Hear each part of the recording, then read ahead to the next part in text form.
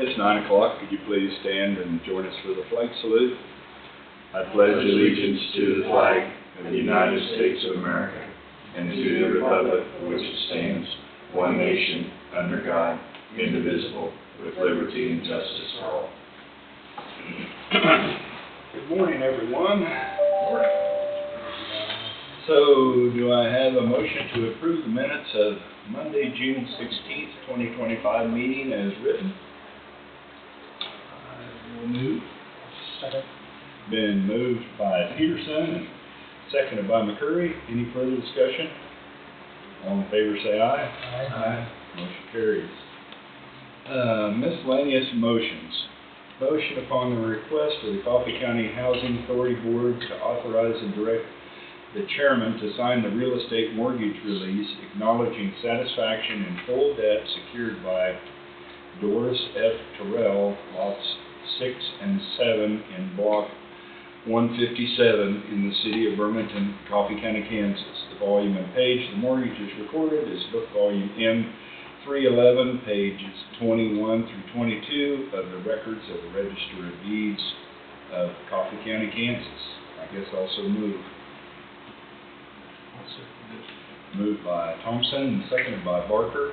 Any further discussion? Is this for like their soft mortgages for their payoff on? I assume that's what they're called, yeah. So they go down and help out and then they pay it back so long? Yeah. Perfect. Okay, any further discussion? All in favor say aye. Aye. Motion carries.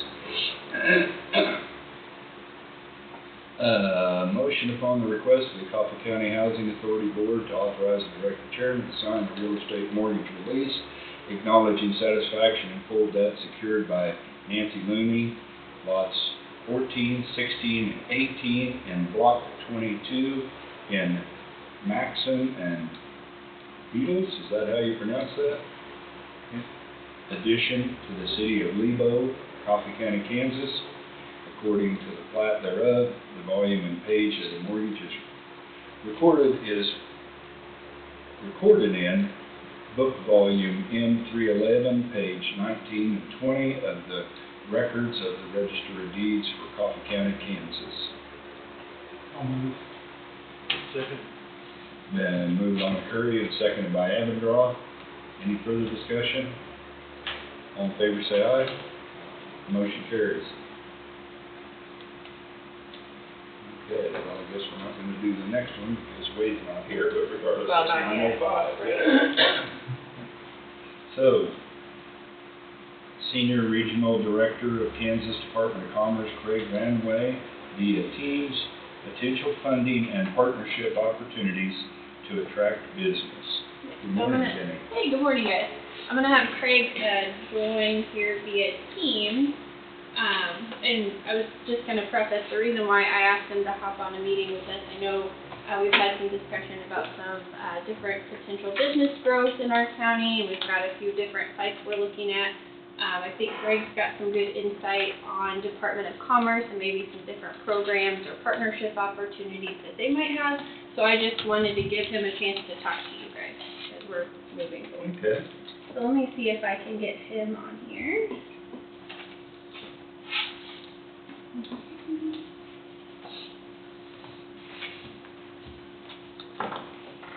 I don't know, is the sound just going to come out of here? Do you know? It should be coming on. Okay. Ow. We'll give it a shot.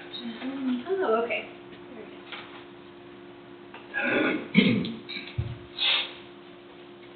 Hi, Craig. Can you hear us? Right. Oh, hold on 1 second. Put that in there. Okay.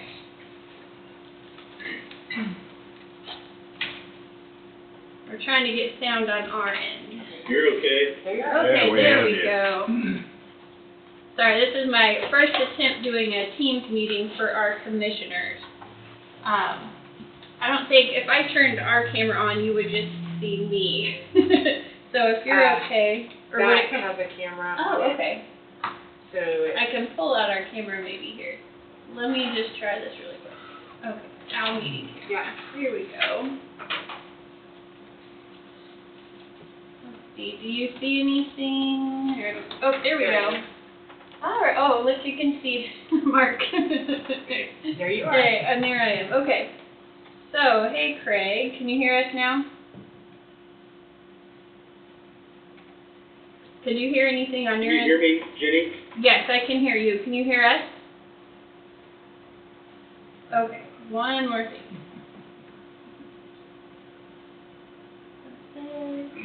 Speaker. Is that actual? No, it's the owl, meeting owl pro up there at the top, it's already selected. Okay. Let's see. Can you hear me if I walk over here? Oh, sorry. We'll get it. Let me know if you can hear us. We've got it turned on our end. Can you hear us? Do you want me to call Adam? Jenny, are you still muted by any chance? I don't think so.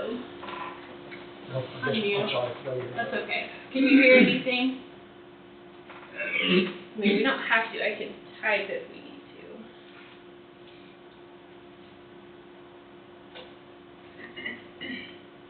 I don't know why it's being. I think you could hear us before, but maybe that was on her computer.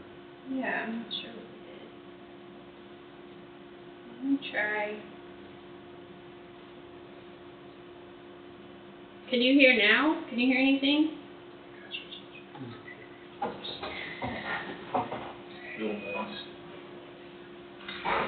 Pretty close.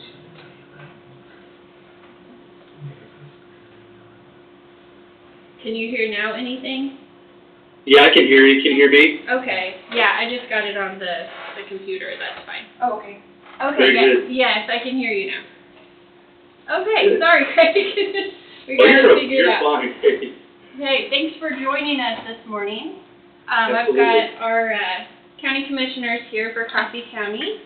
And the reason we invited you to come talk to us today, I know we've been emailing a little bit back and forth about some things we've got going on here in Coffee County. I know I'm new to the Economic Development Director position. We've got a couple fairly new county commissioners here, so we're looking at some different business growth projects in our county, and I was hoping maybe you could fill us in on some stuff that Department of Commerce has got going on. And then Yeah, if you absolutely. guys have any questions, then just let us know. Yeah, we'll keep it rolling formal. If you have any questions, just let me know. My name's Craig Van Wy with the Kansas Department of Commerce. I'm based in Pittsburgh. I've been with the agency a little over 21 years. Before that, I spent 5 years with the Kansas Small Business Development Center, based at Pittsburgh State University. But here, the last 21 years with Commerce, I've been based in Pittsburgh. I have kind of a dual role. I serve as the Southeast Kansas Regional Director for Business Development, which covers 16 counties, which includes Coffee County. So I basically have Lyon County to Missouri, and then Lyon down to Oklahoma.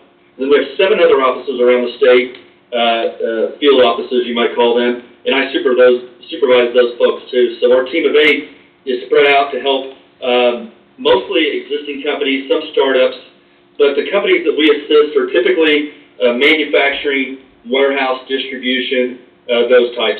So over the last 21 years, I've done a lot of work with Countertop Trends and CanSeal, Forte back when they were Charloma as well, Mid-American Machinery and Equipment. Most recently, Secured Semiconductor Manufacturing, done some work with Bart Massey. We have a kind of a EMP Shield as well over the years. We have kind of a toolbox of incentive programs that we have available for those type of industries: manufacturing, warehouse, distribution, wholesale. And and I can send Jenny some follow-up information that if you guys need any as far as high-level overview of some of these programs that I'll be mentioning. But the programs we have that were created through past pieces of legislation provide a combination of state income tax credits, sales tax exemptions, personal property tax exemptions, workforce training grants to train both new and existing employees, and we have a cash incentive program that companies can participate in if they're hiring new positions or new jobs, they basically, the cash reimbursement or a cash incentive is in the form of the company getting refunded back to them state withholding taxes generated by new jobs. So we have that kind of toolbox of incentive programs. Many of the companies I mentioned earlier have used those, utilize those incentive programs.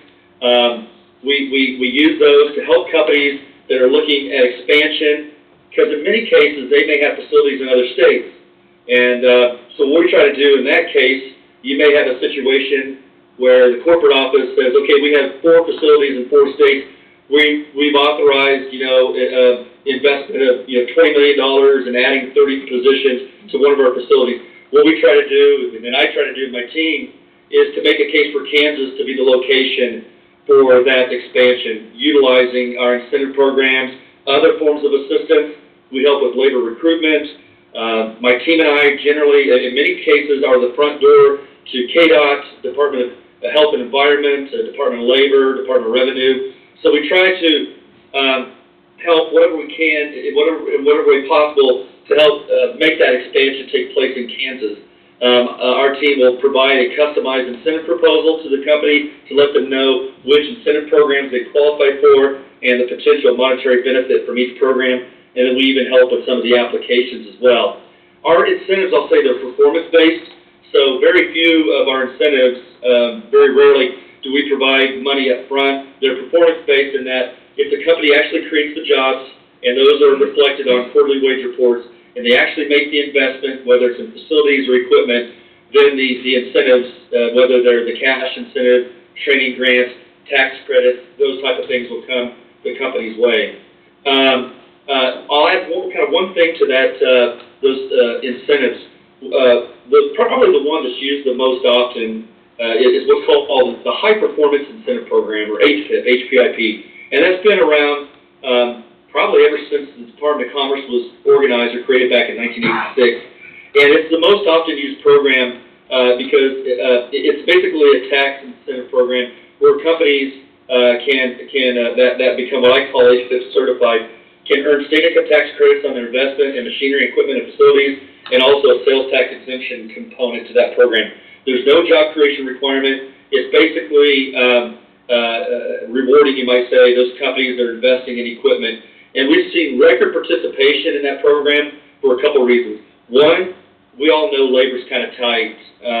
So we see companies that are investing, investing millions of dollars to purchase the latest and greatest technology as far as manufacturing equipment, equipment in their warehouse, whether it's conveyor equipment, things like that, because they may have a need for another 30 employees, but maybe they can only find 5 or 10. So they're saying, let's maximize the potential of our workforce and let's invest in this new equipment.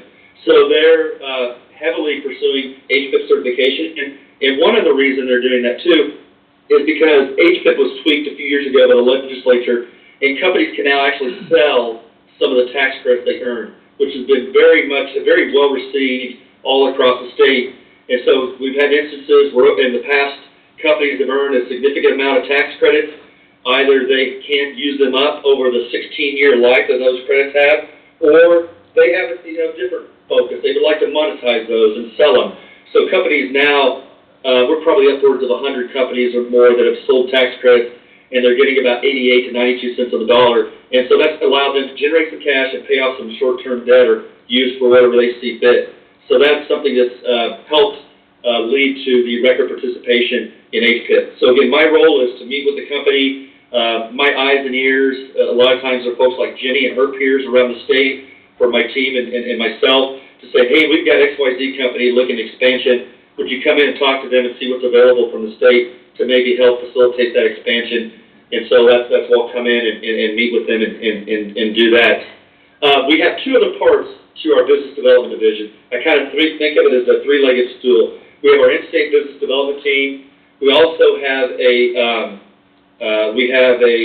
business recruitment team, a domestic business recruitment team. So we have folks that are located in Los Angeles, Chicago, South Carolina, Hutchinson, and Kansas City, and they work on behalf of the state of Kansas and the Kansas Department of Commerce, whereas my team and we have several states that serve as our region. I have several counties. They have several states. and they work closely with companies and mostly site selection consultants to try to make a case for Kansas to be the location for an additional facility in the central U.S. for companies. So they utilize the same incentive programs that my team and I do, but they work and try to bring businesses to Kansas.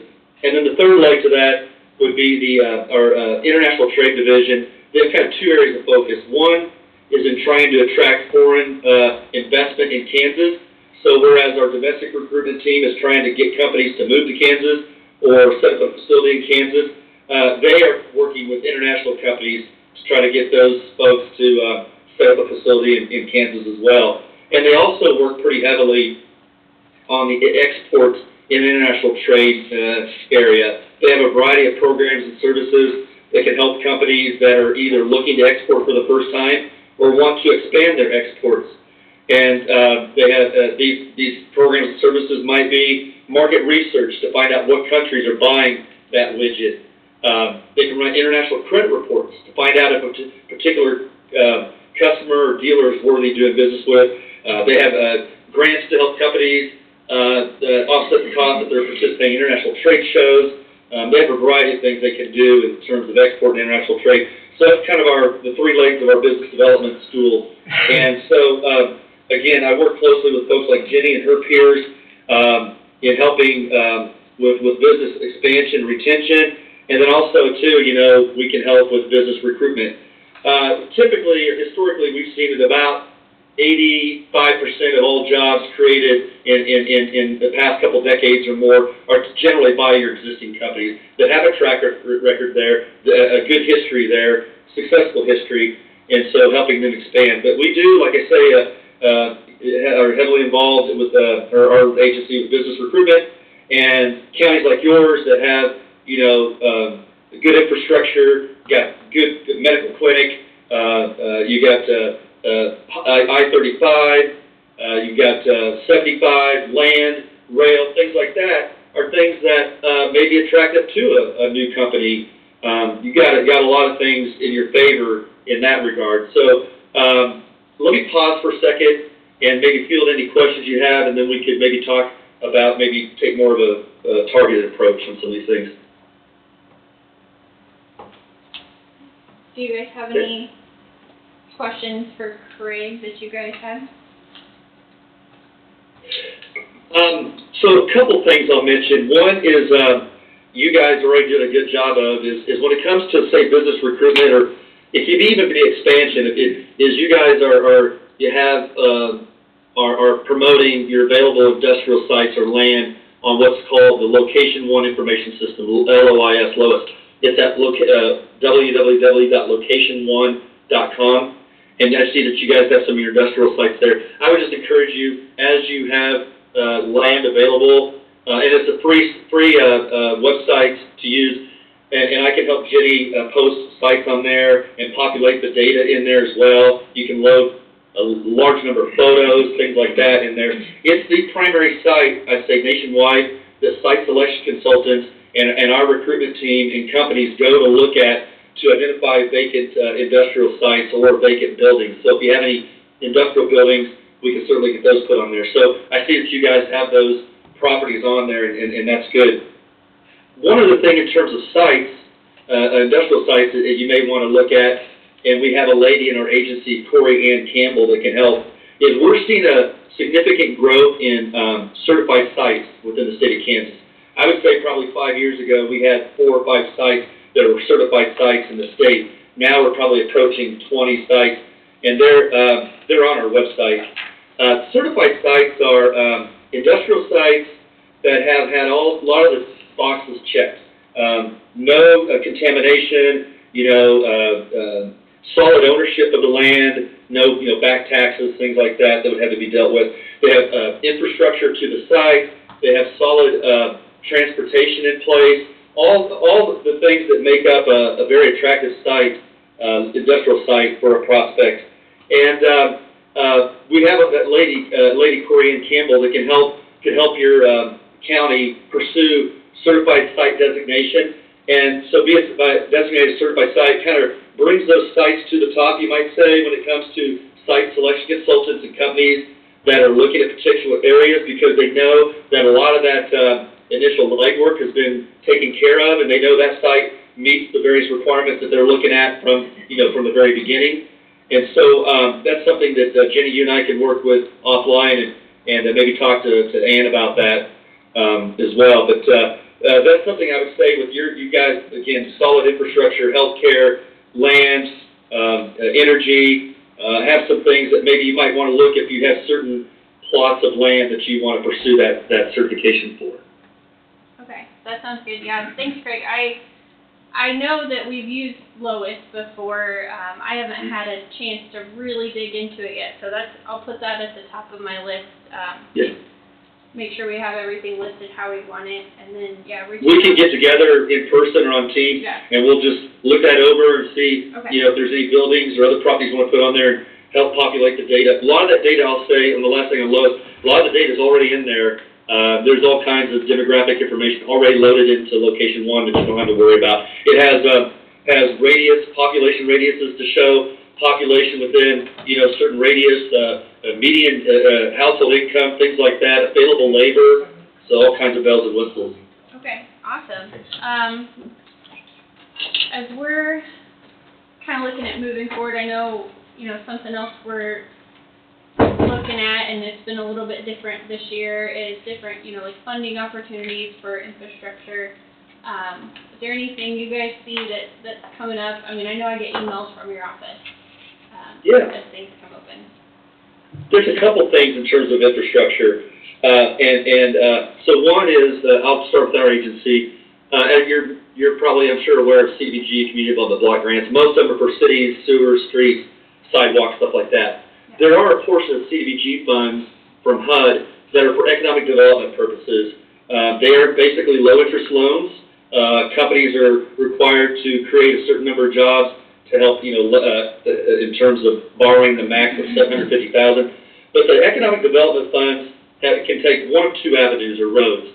They can be a business finance loan, and that's money that they can borrow through CDBG for facilities, working capital, equipment, things like that. And then there's an infrastructure road or route, and it's money up to $750,000 that can be used for infrastructure, to run infrastructure to a building or land, or upgrades to infrastructure, electric, gas, water, rail, things like that. And that program is pretty attractive because it's 1/4 loan, 3/4 grant. So whether it's the business finance avenue or infrastructure, you can leverage $35,000 for every job you create. And being, CDBG funds, we have the low moderate income requirement, which in a lot of areas of rural Kansas is not hard to meet. And it doesn't require a survey of the city or county. What we're looking at is that more than half of the jobs being created as a result of the CDBG funding, more than half the jobs being created are filled by low moderate income people. And that's not based upon what the company's going to pay them.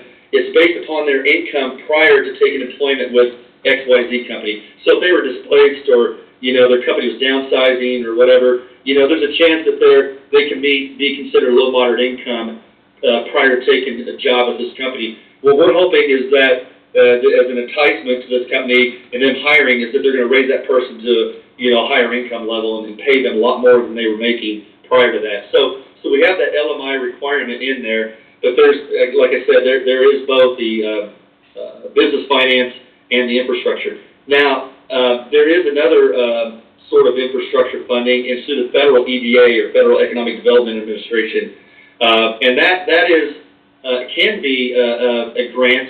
I think mostly a grant. Again, for the same type of infrastructure work or enhancements as I mentioned.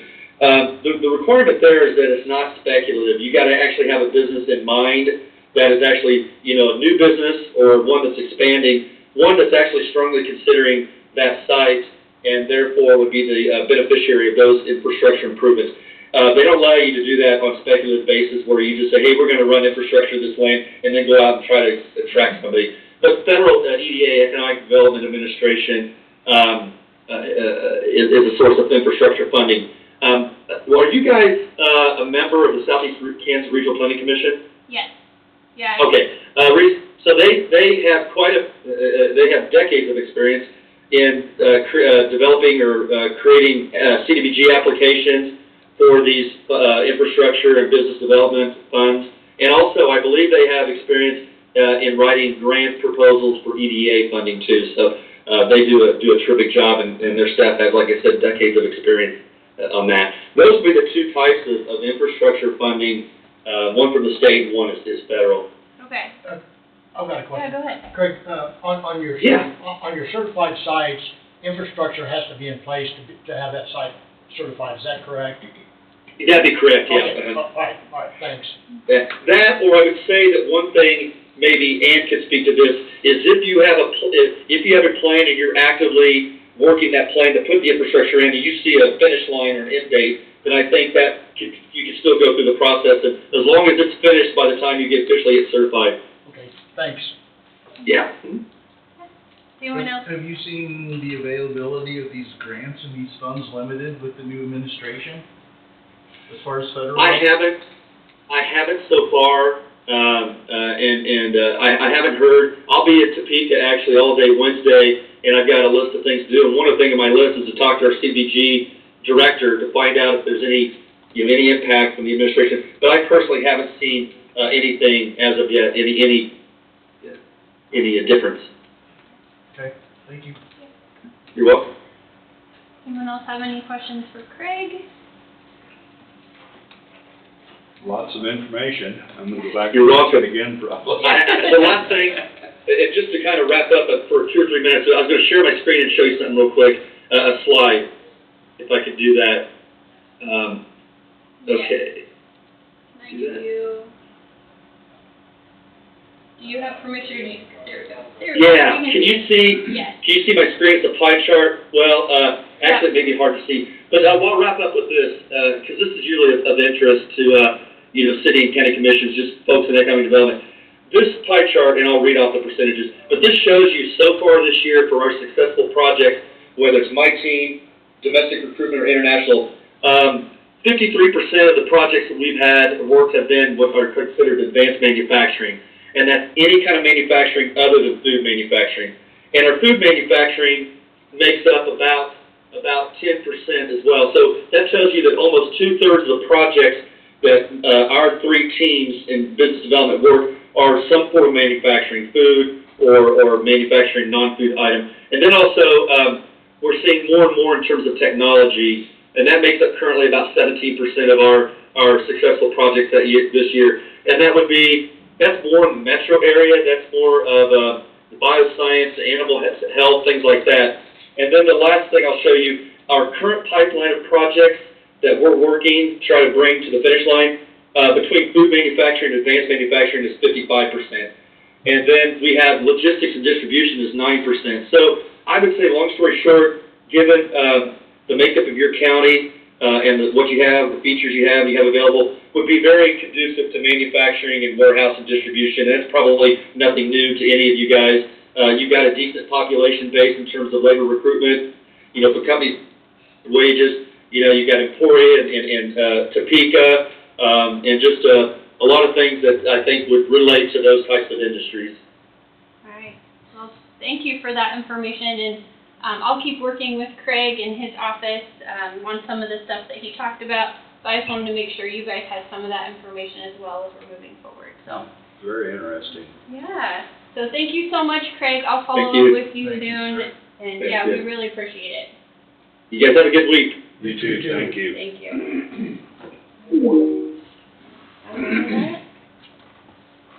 So that was all I had this morning. Thank you guys for taking a few minutes to listen to Craig. I'm not sure how to send out from here. There we go.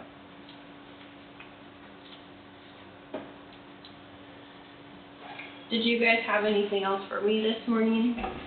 No, thanks for, I think so. thanks for doing that. Yeah. Did you get your trip to Atlanta? Did we get Yes. that worked out? You good to go on that? Yeah, so I'm good to go. Do I need to send, Rhonda mentioned maybe I need to send a memo on that, or I know you guys had kind of verbally approved it at the meeting. Yeah. I can send, I'll send a memo to you guys too, so you have that. Something I'm we still norm- figuring out the. Something we normally sign, I guess, so Yeah. that'll be okay. That's fine. I'm still figuring out all the procedures, so thank you for bearing with me. Do you need this? There you go. I'll take it. Okay. Alright, and I think, do you want me to turn that off? Sure. Okay.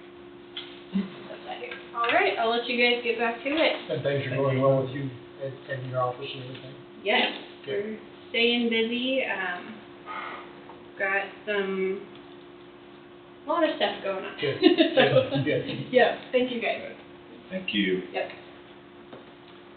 Well, I guess Connie's here, so Appraiser Connie Lawrence, contract analysis. Good morning, Connie. Good morning, how are you guys? Good. Good. I'm looking into contracting my analysis.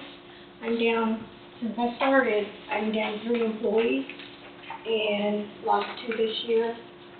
Have contacted some calling associates, and they could help me with an analysis of $20,500 compared to having another employee. So I was wondering if that's something that you guys would be okay with me doing. That's the cost, is $20,500. And analysis of, like just appraising, Yes, this is my. paperwork on properties. Yes, what have you. the market modeling, land valuation, neighborhood. He'll be helping me out with a lot of different stuff. That way it's not just all on me. My deputy was doing it, other people were doing it. We're down 2 employees, and I just thought it would be easier to have somebody from the outside helping instead of hiring another employee. Is this a one-time fee or is it annually? Yearly. or- Yearly. It's yearly? Yes, But you could use this firm whenever and Yes, wherever, is yes. that correct? yes, So it's not yes.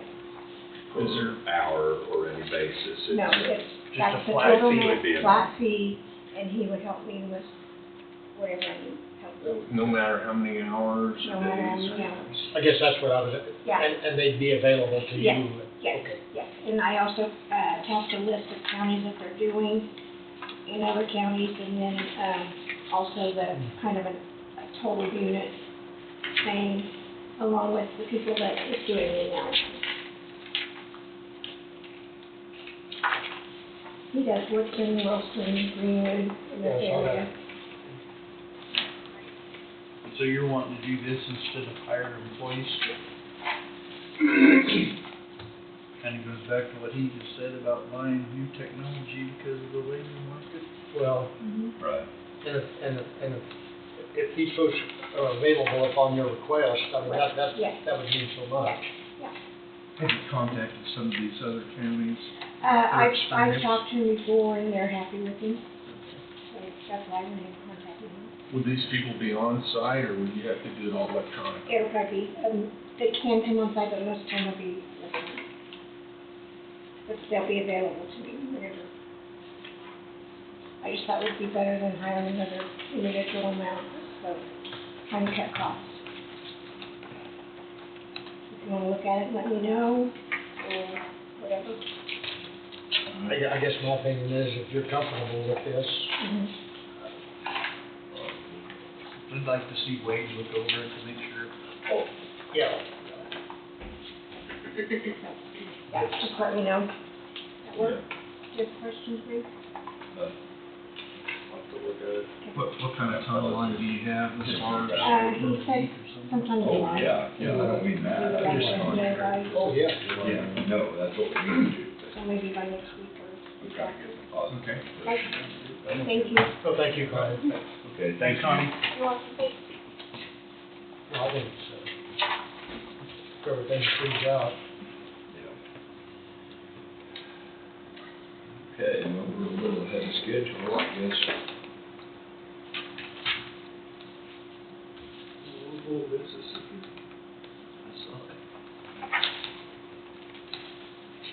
So would this be, sorry, would this be a question I should ask? Well, we'll need to talk about how we're gonna go forward handling everything with that. Okay.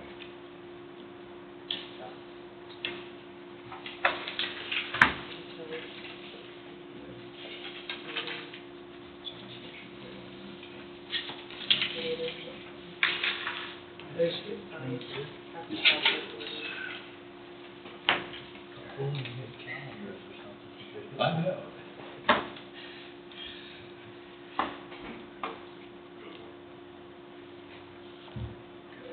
Just me on that, right? Oh, there's two. Okay. We're gonna check to do.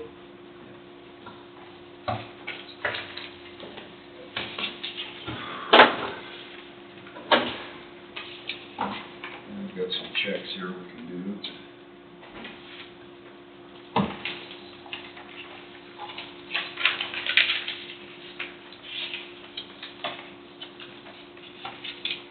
Hey, how are you? Good morning.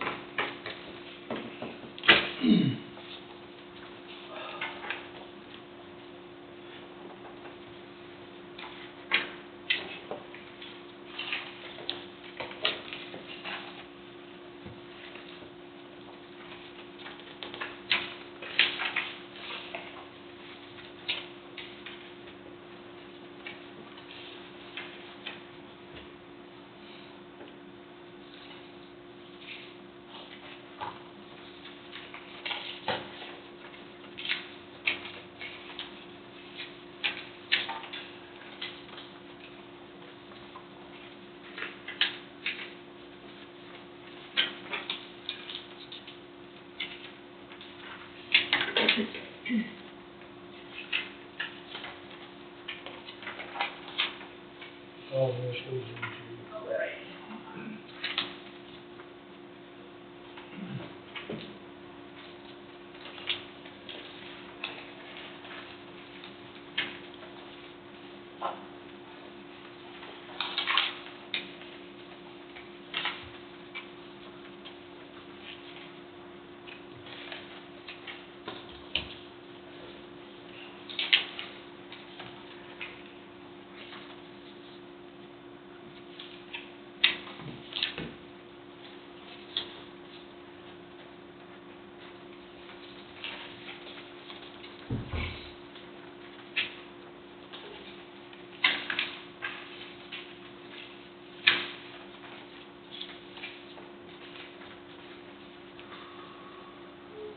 I think going. Going. Busy and hot. Yeah.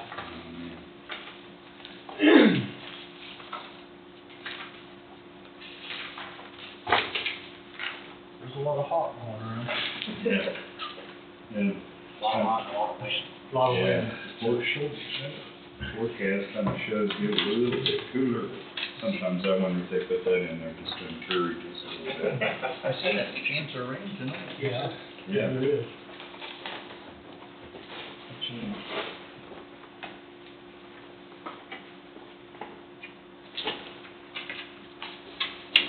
I'm sure it will, like, there's a hole today. Yeah, yeah. So we're, That's a given, isn't it? dig a basement and it'll flood. That's the way it works.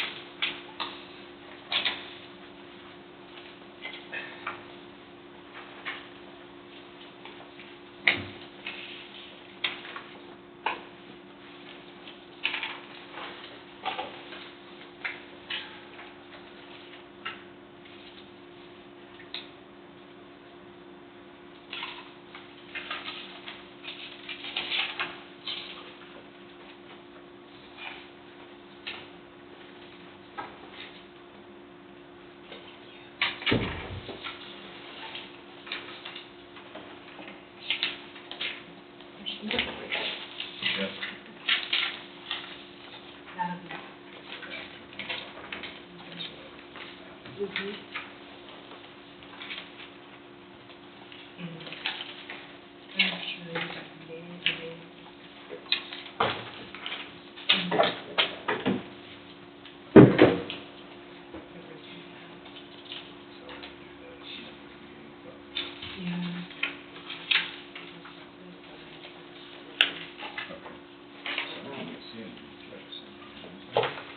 Should be.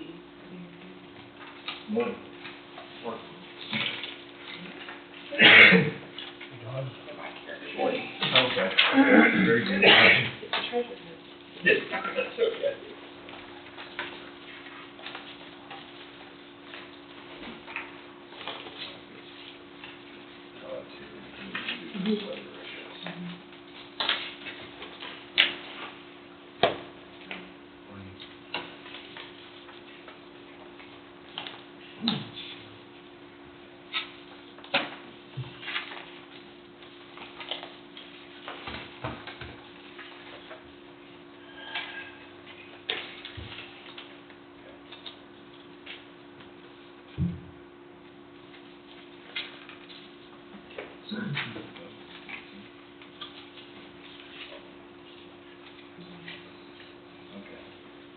I'll know more a little bit.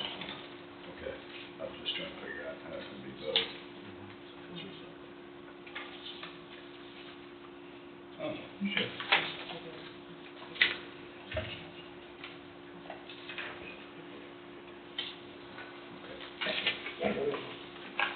Should I wait on this? Or should we-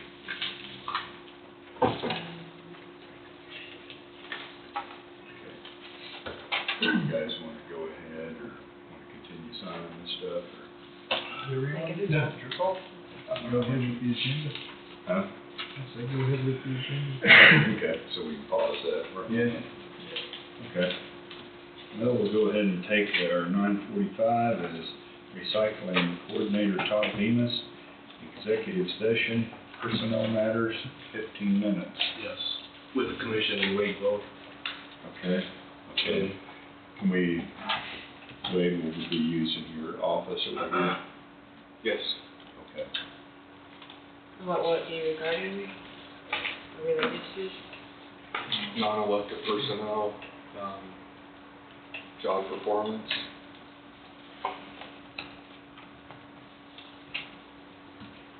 Okay. You ready? Motion to enter into executive session for 15 minutes to include each of the five, maybe, Yeah, do that. each of the commissioners and county councilor Wade Bowie II and recycling coordinator Todd Bemis to discuss personnel matters of non-elected personnel related to job performance. Under the Kansas Open Meetings Act, KSA 75-4319B1. I'll move. Second. Been moved by Thompson, seconded by Everdroth. Any further discussion? All in favor say aye. Aye. We'll go in at 9:45.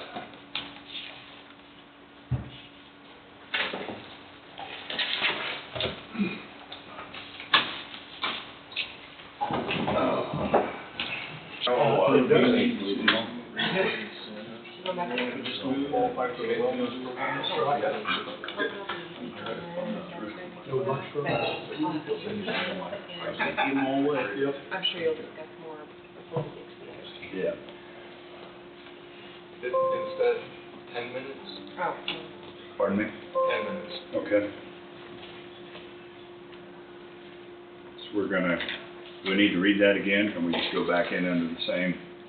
Yeah, the request is to go back in under the same criteria, same people for 10 minutes. This is just coming out and requesting an extension of the previously requested executive session.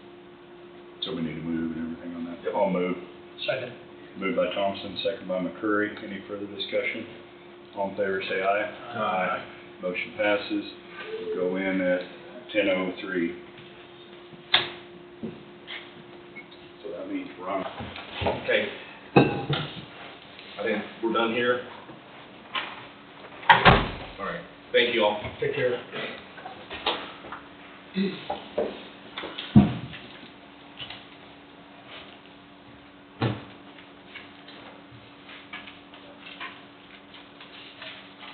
I think to summarize, after both of the executive sessions under the same grounds and criteria, no action is being taken.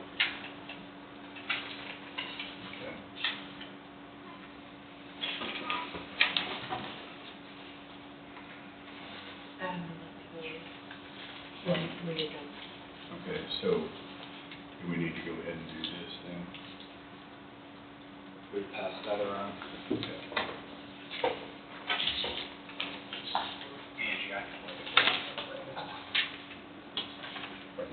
He was gonna go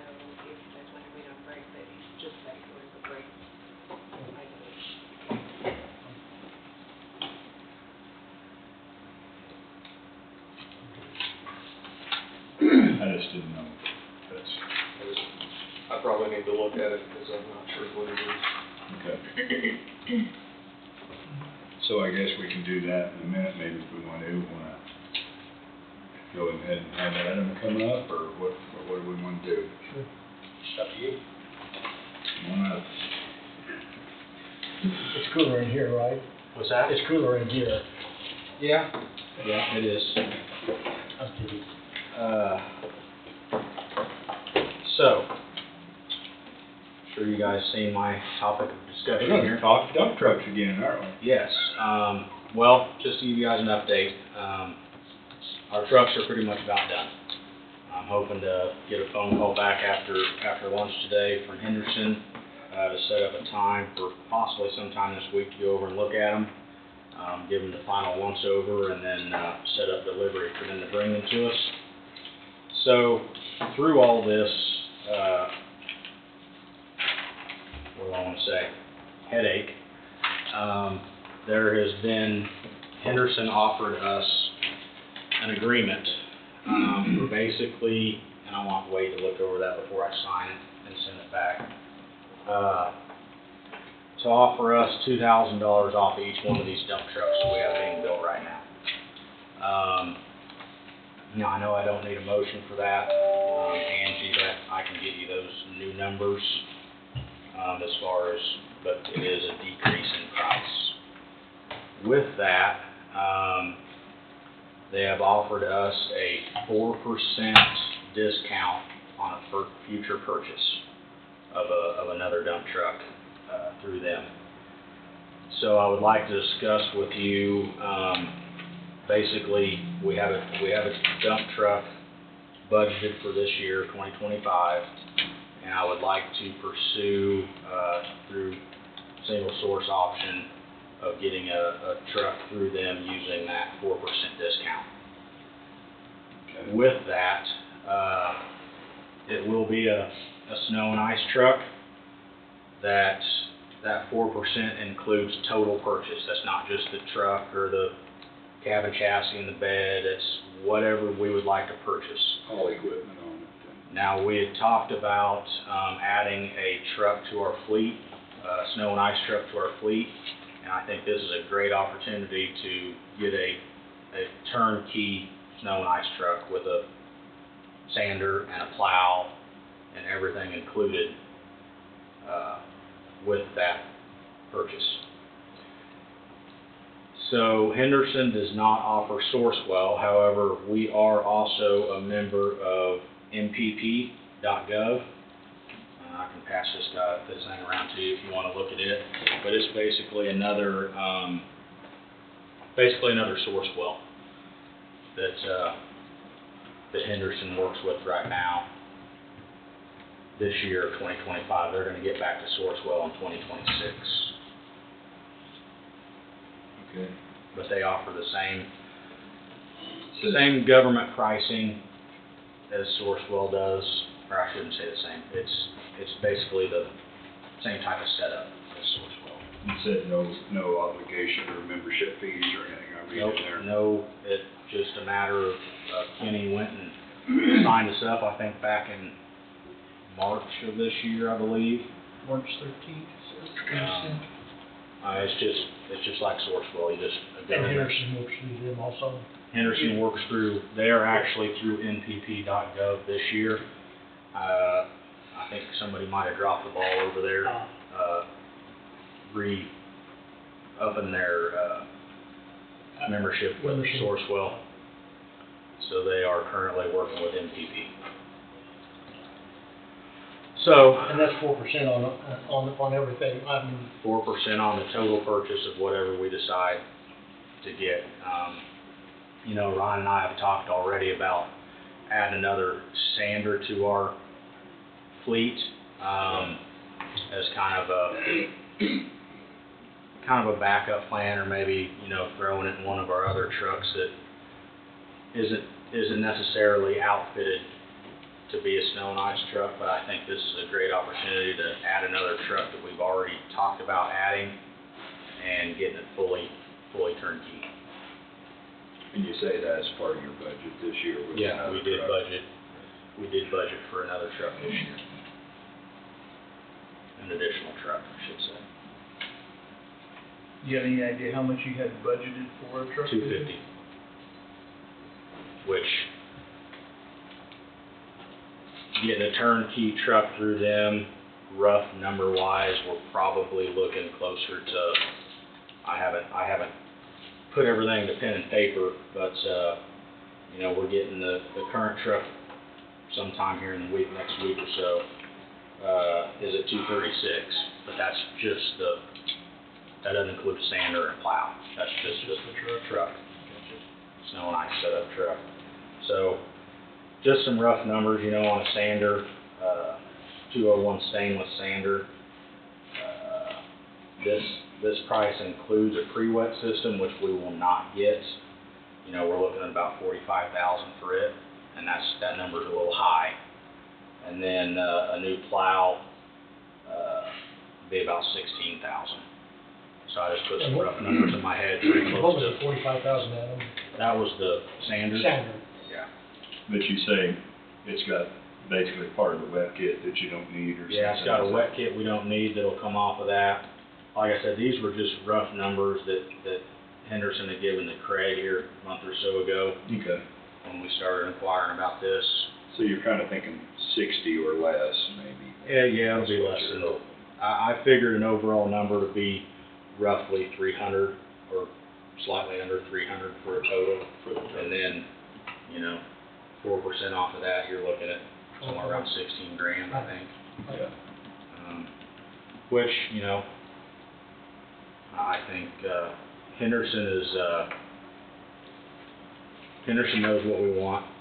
We've, you know, always, I shouldn't say always, but we bought a majority of our beds through Henderson strictly when they were just doing beds. But now that they purchase trucks through, you know, whoever the customer wants to get it, whatever brand of truck they want to get, Henderson does it that way now and builds the truck complete. Just seeing a pretty good opportunity here. So that 4%, would that come off of that 300,000? Yeah. So you're looking at $12,000 off Yeah, that? 12,000 off.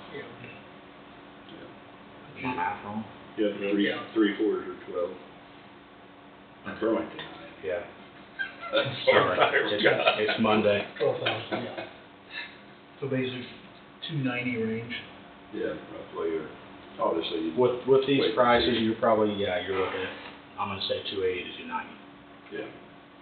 But that will be How long's one of those trucks last you?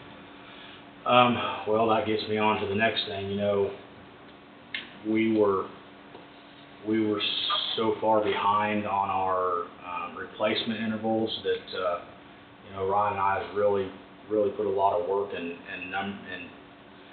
numbers together as far as trying to figure out, you know, when our dump trucks need replaced or when our blades or our excavators and that type of stuff. A dump truck, you know, I'm looking at probably somewhere around between 200,000 and 300,000 miles. You know, it's still a pretty good truck. Still get something decent out of it in trade.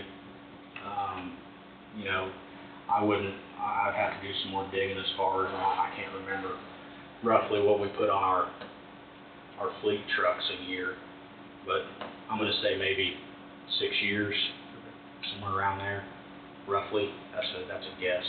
How long would it take them to build this if you ordered one from them? So a couple months ago when I was talking to Cole at Henderson, he was thinking, you know, if we were wanting to do something, another truck, you know, around May or June, they could possibly have it done October, November-ish of this year. I wouldn't guarantee that. You know, that was a scheduling deal a month or two ago, so they might have filled a lot of slots, you know, later on this year as far as getting another truck in there to build it, but I'm just knocking on wood. I'm glad to have these two trucks that I've been working on since May of 2023. I hope is coming to an end, and Yeah. we'll have them in our possession in the next week or so.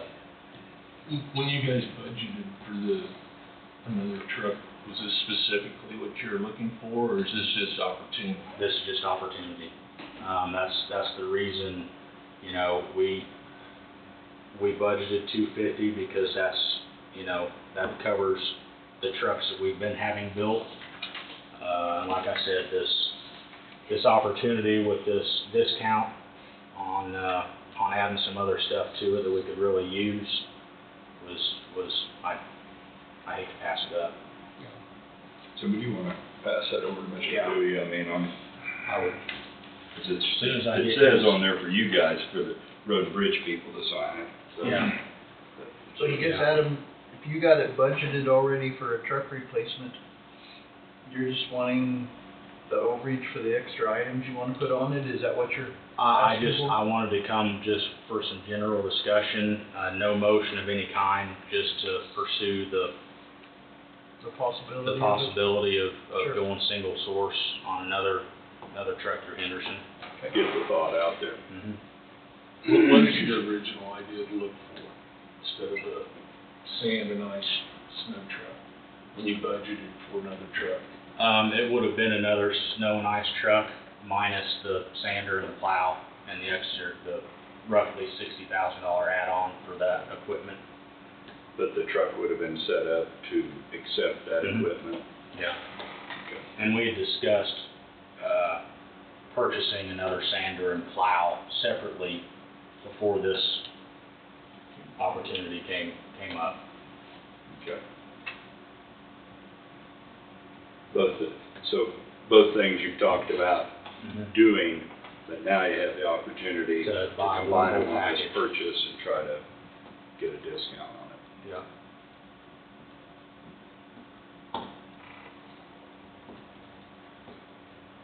You okay with that, aren't you, signing something to get us a rebate? Is this the same company that you had me review No. before? That was something different? Okay. So that was a custom truck out of Kansas City.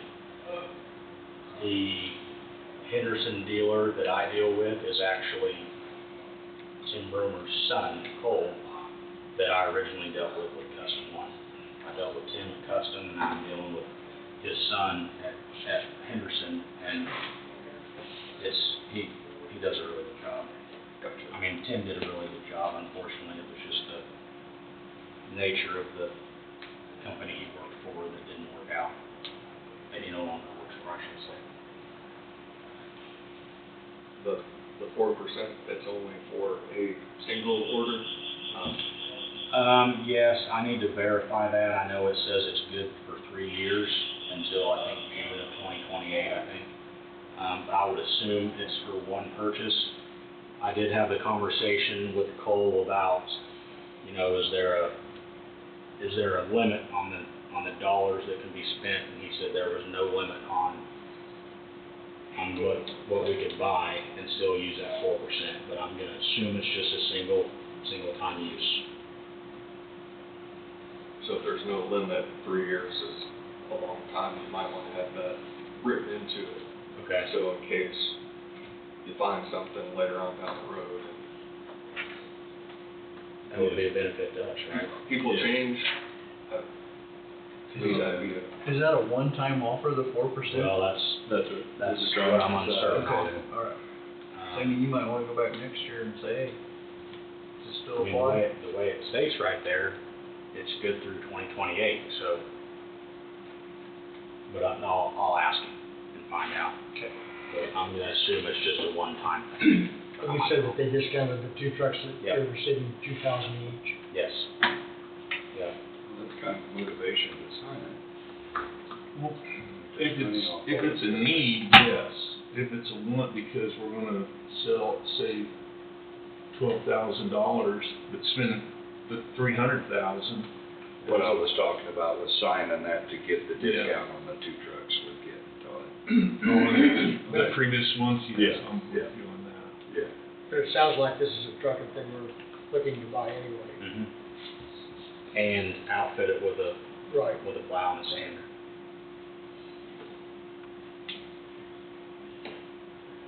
I don't see an issue with it, but 3 years for the 4% discount is an eternity, and if you have something happen and you have one of these vehicles completely go down, well, that limit may come into play. Just my opinion. If you don't think it's an issue, then I don't see an issue. Like I said, I don't personally think it's an issue other than, you know, like we talked about, just figuring out whether it is just a single time purchase or whether, Yeah, or if whether they it's, even, would it be adequate if they sent him an email that said, this contract applies to something that we could have on file? I mean, they could easily he could revise revise this. that, send it to you, and you can sign off on it. Yeah, I mean, it could say, you know, after the 3 years, this is for a one-time purchase type thing or Yes, something. whatever it is, obviously it'd be nice if they'd leave it open, because that doesn't mean we have to use it. No, that's If you true. give the option there, then you can, it's theirs. But if it says one-time purchase up to $500,000 or something like that. Yeah, I was told there's no number, there's no limit on the number, but it needs to state that. But it doesn't say. Yeah. Yeah. How many snow and ice trucks do you have right now? We have 7,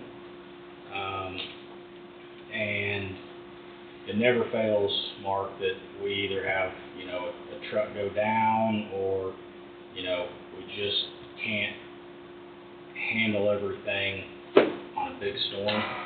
You know, I drove those trucks for years, and it was a good, during a big heavy storm, it was a good 3 to 4 hours for me to cover my entire territory, just to turn around and basically start over like I'd never been there.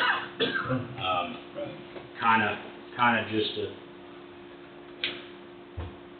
shrink some of our coverage areas, add another truck in there, to cover more area with an additional truck.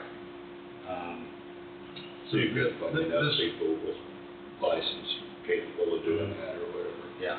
So you're saying this new truck would make 8 trucks, so, and then. Yeah, we have six 10-wheelers, and then our bobtail, our single axle truck that does just around Burlington and a little bit outside of town. But primarily the big trucks are all over. Run the miles. Yeah. Yeah.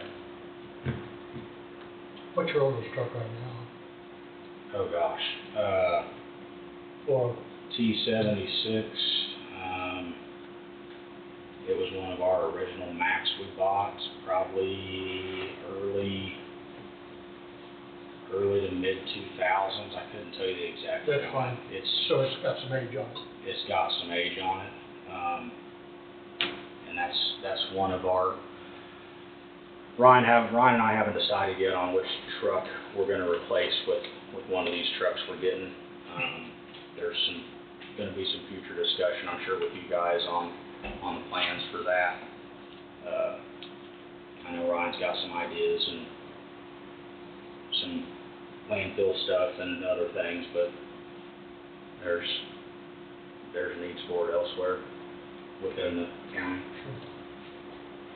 Okay. So essentially, as many trucks as we have, you said, as far as the rotation, you know, replacing them, you're probably 1 or 2 each year. Is that about right? Yeah, we at least one. You know, budget determines that usually, but we used to buy trucks on a 2-purchase rotation. Now we've done both here recently, you know, getting 1 truck here and 1 truck there, but this whole debacle with this process that started 2 years ago is kind of screwed everything up. Right. But we should have another year back, basically. Yeah. Yeah, we had a truck encumbered from 2023, and we have a truck encumbered from 2024, so that we're hopefully gonna get, like I said, in a week or so. I'm hoping. Yeah. So, that's really all I've got, unless you guys have any other questions for me. I can't think of anything. Okay. Well, I'll probably pursue some numbers, on this truck, and we'll go from there. Okay. I mean, nothing's set in stone. I'm going to talk to Cole about revising the verbiage on this, but this also, you know, I need to get this signed and sent back to him on this, credit that we're getting on the 2 trucks currently, Okay. because that will be applied upon delivery when they get done with them. We've had lots of discussions about dump trucks, so refresh my memory, the ones you're getting now, what type are they, what make? We have, 2 Freightliners. That was what I thought we were. With Detroits and Allisons. Yeah. Yeah, one is a, what we call a construction dump, which primarily works with our excavators all over the county, you know, hauling big rock and dirt and all that other stuff. And then the other one is a plow truck that, was budgeted, that's the 2023 Okay, those have dumper truck. 13-liter engines in them, do they? Yes. I believe that's what you were. You know, Wade, I've been dealing with this stuff for so long, I've kind of tried to block some of It it gets out. a little cloudy after a while, doesn't It it? gets monotonous is what it gets. Okay, all right. But, I'm no, gonna press you on that then. yeah, Freightliner, I know they got the Detroits with Yeah, RDS 4500 Allisons. yeah. And that was at one time part of your problem, was It getting was the the Allisons, transmission. yes. right? Yeah, and that seems to be resolved Okay. as of right now, so last I was told. But Okay, very good. that's all I've got. All right. Thank Oh, you very sorry, I did have a call out Friday. Somebody had decided to destroy one of our 3-bar barricades down at 5th and Shetland on the Leroy Ridge detour. They just, I don't know, had done some damage to whatever it was because it was demolished. They ran over it. They ran over. They flat ran over it. So I got that kind of band-aided back together there Friday and put back up, and I did have that one call out. So that's it. Thank you, Okay. sir. Thank you. Thanks, Adam.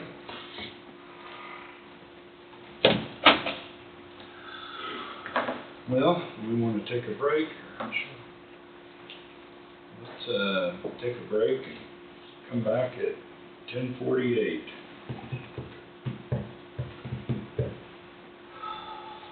I'll have it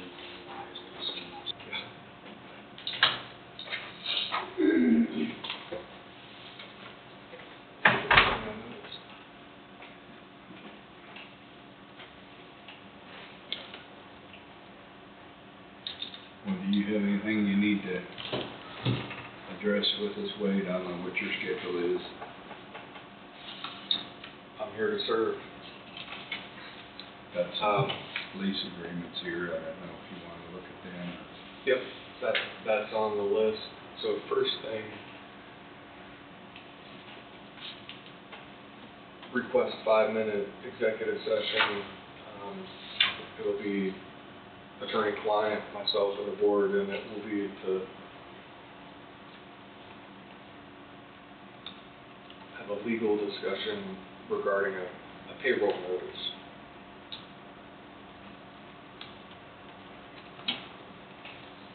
You and the board. I think 5 minutes should be sufficient. Okay.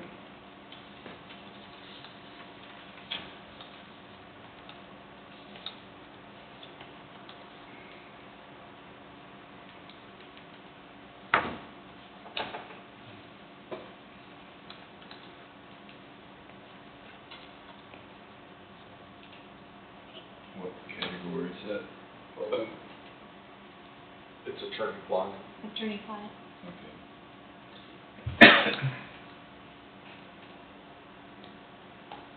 I guess it's a legal issue surrounding a payroll notice. Okay, so do we need the KSA? Yeah, Yeah, I can add that. it'll be under subsection, B2, Yeah. which is Okay. attorney-client. Okay. Request a motion to request a 5-minute executive session, board and council, and county counselor, or are you county attorney? County counsel. Okay. Attorney-client privilege, legal issue regarding payroll notice under KSA 754319B2. For 5 minutes, you said? Yep, 5 minutes. That was at the beginning there. I'll make that motion. I'll second it. Moved by McCurry, seconded by Thompson. Any further discussion? All in favor, say aye. Aye. Motion carries. We'll go in at 10:52.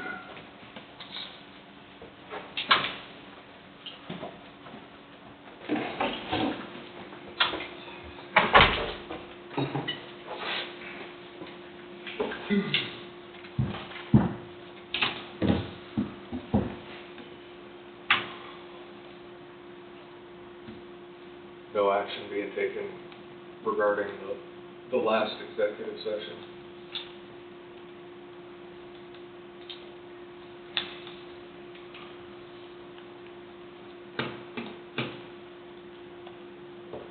The next thing that I'm gonna request is sort of maybe unconventional, but, it's either do it now or some other time. I'm not asking that the board, recess. I'm gonna ask that the camera remain rolling, but I'm gonna ask that the entire board go do a, walkthrough of a, location in the basement that I believe the board needs to take a look at for decision-making into the future, and then to come back. No action will be requested, no discussion will occur regarding that will require any action by the board, but that's why I'm making that request. I'd say 10 minutes. Shouldn't take any more than 10 minutes, although if we come back early, then you'll be able to continue. But we're gonna stay in session, leave the camera on. Yes, because you're gonna be taking a walkthrough in your capacity as a board, so for that reason, the camera needs to stay Okay. rolling. All right, very good. Something that doesn't require a camera.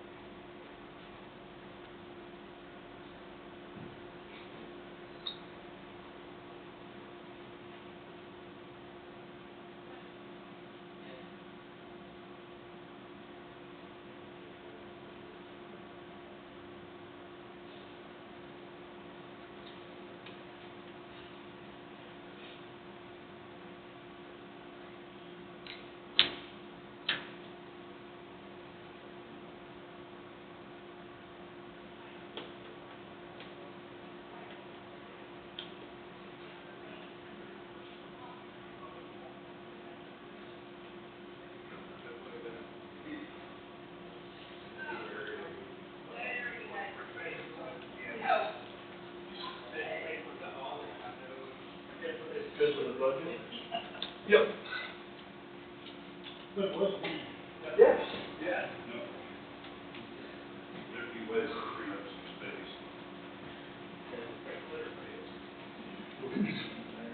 Yeah.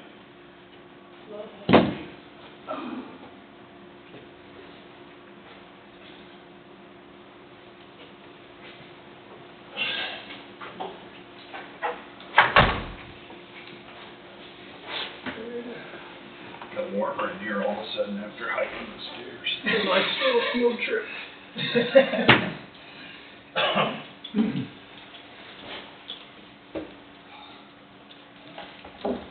Kind of a nice change of pace to get the blood flowing by doing some walking, I guess. Oh, it's great, I love it. The Board of County Commissioners wellness. Right.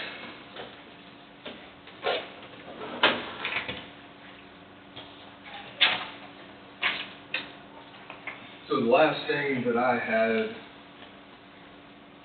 was in reference to the lease agreement. I think you alluded to it. You may even have Yeah, copies. I've got copies here. Yeah. Passed around. This is the lease agreement tied to the north property. So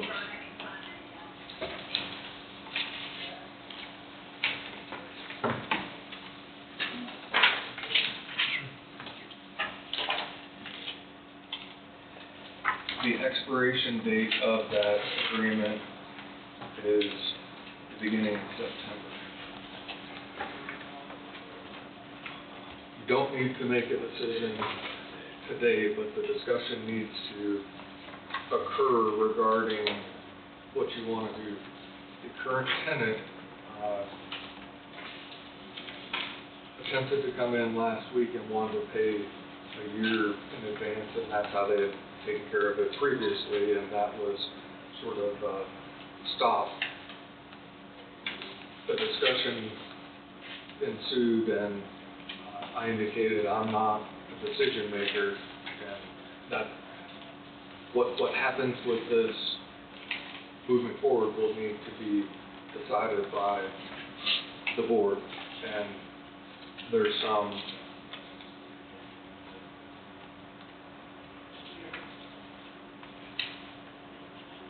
nuances to it that would probably have to be, my understanding, from what's been relayed to me, some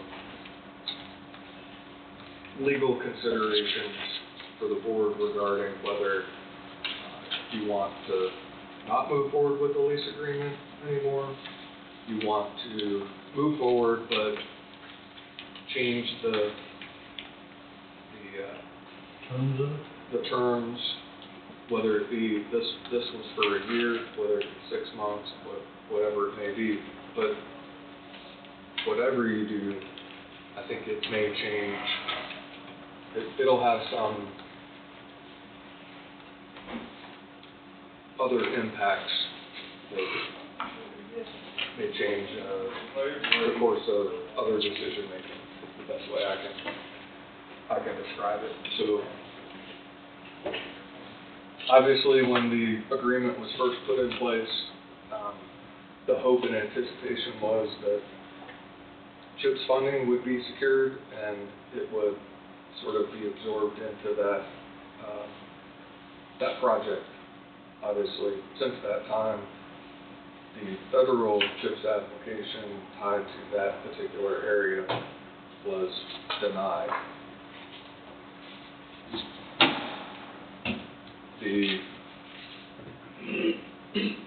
The property, and specifically to the east of the property, has the potential for growth, whether it be creation of an industrial park, whether it be to sell it, and that means that's part of the reason why, and correct me if I'm wrong, after Dr. Wyatt came in, why there's making any immediate changes to the property.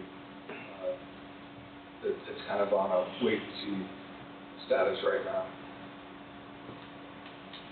Ultimately,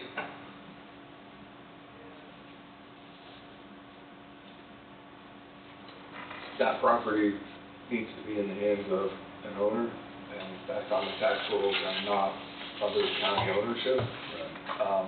And that's the goal, but there's several dominoes one way or another that I think my impression is are waiting to see where those dominoes fall.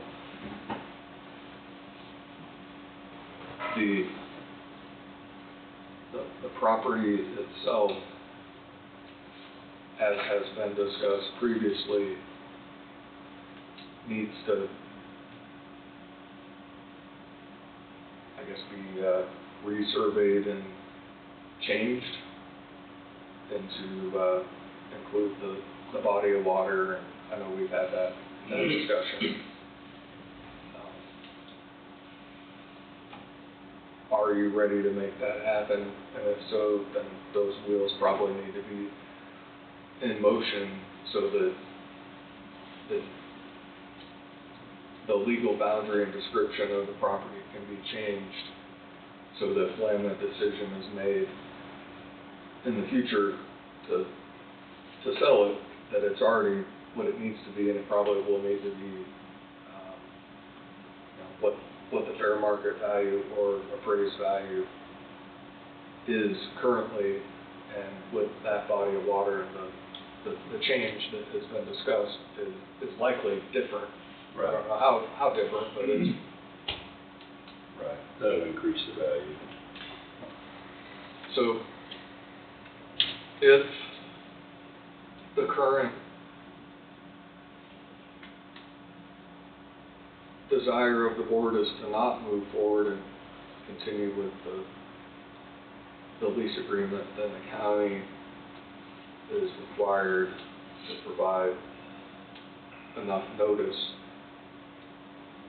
to allow the current tenant to make arrangements to vacate and do something different. So a lot of different things that are at play right now, but I wanted to get it on your radar so you could be thinking about it. And I'm trying to be open and as transparent as can be at this stage, but there are some things that I think ultimately, my opinion from a legal perspective, would need to be discussed behind closed doors, because there's several moving parts and legal ramifications depending on what direction you want to go. So as pertaining to this lease, I mean, I don't want to speak for everybody else, but a lot of the discussion has been, I think, if we don't see something coming down the pike that this is going to be needed for a big operation, then it probably should be sold, the house and some acreage. I think that's kind of everybody's thought on that. So would there be any possibility, if the present tenants are interested in buying, would there be any way that we could sell it and then they'd have 30 days to vacate if they didn't buy it? Could we extend the lease somehow? So I think you need to put notice out to have it sold, and then the way it's written is they have the first right of refusal, but it would need to it's written that way now, that they have the first right of refusal? It is, I think. Okay, so that takes them out as a bidder then, Tenant am shall I have, correct? tenant shall have the right of refusal. it's, Okay, so there was some protection in there for them in that case,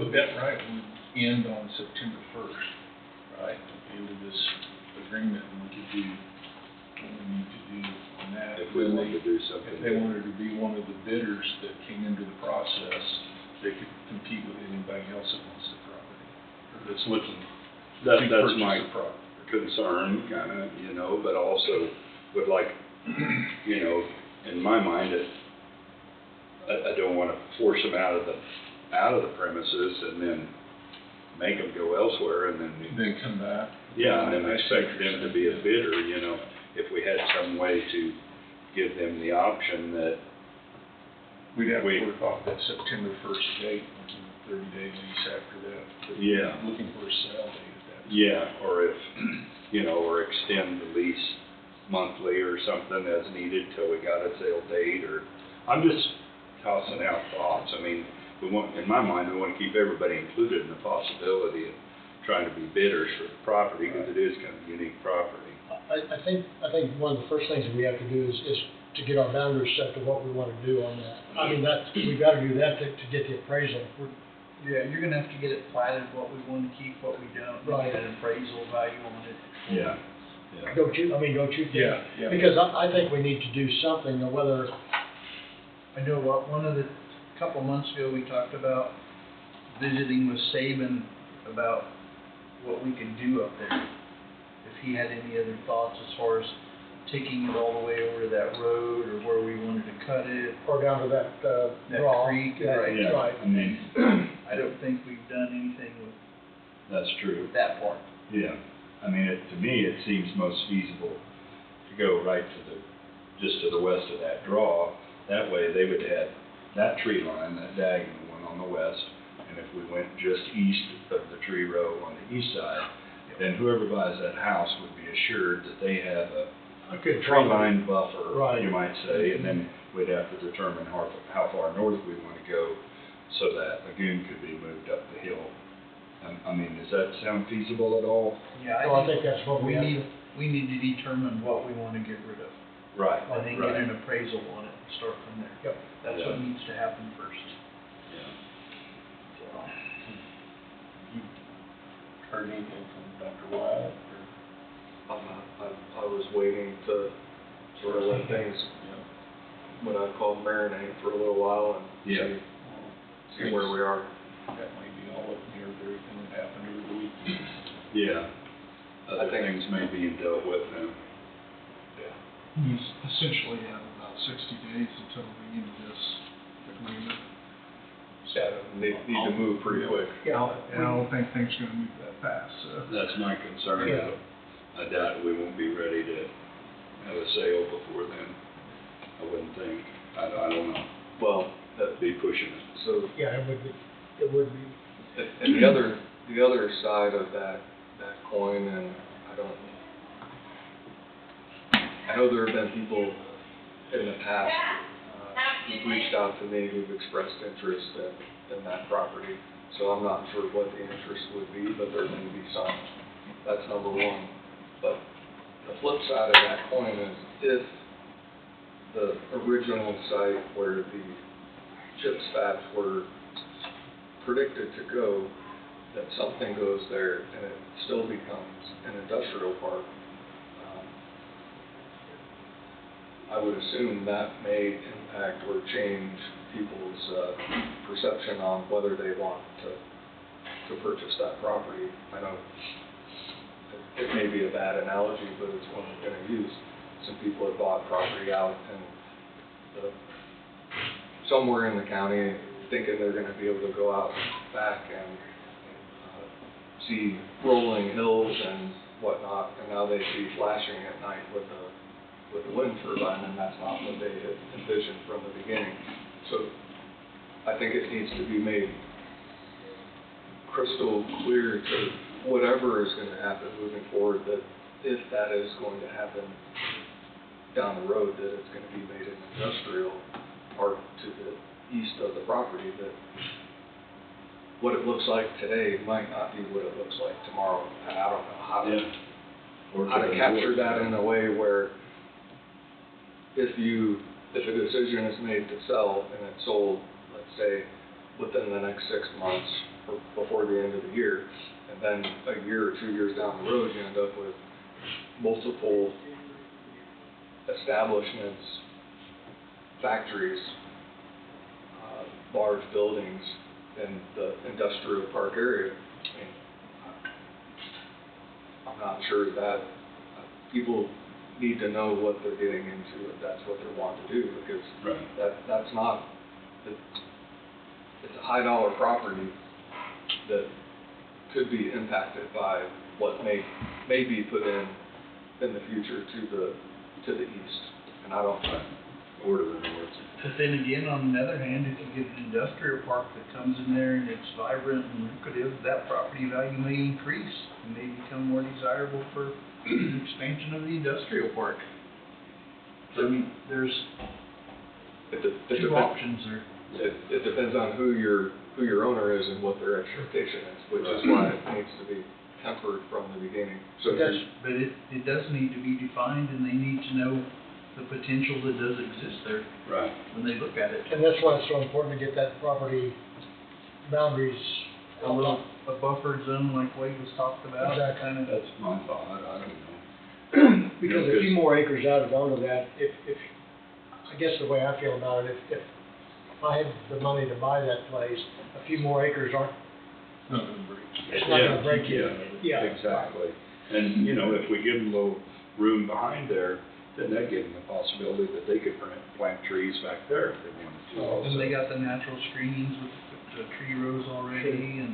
Yeah, I mean, that would make the most sense to me if I was wanting it, you know, to have a buffer that you own that's not gonna be disturbed, you know.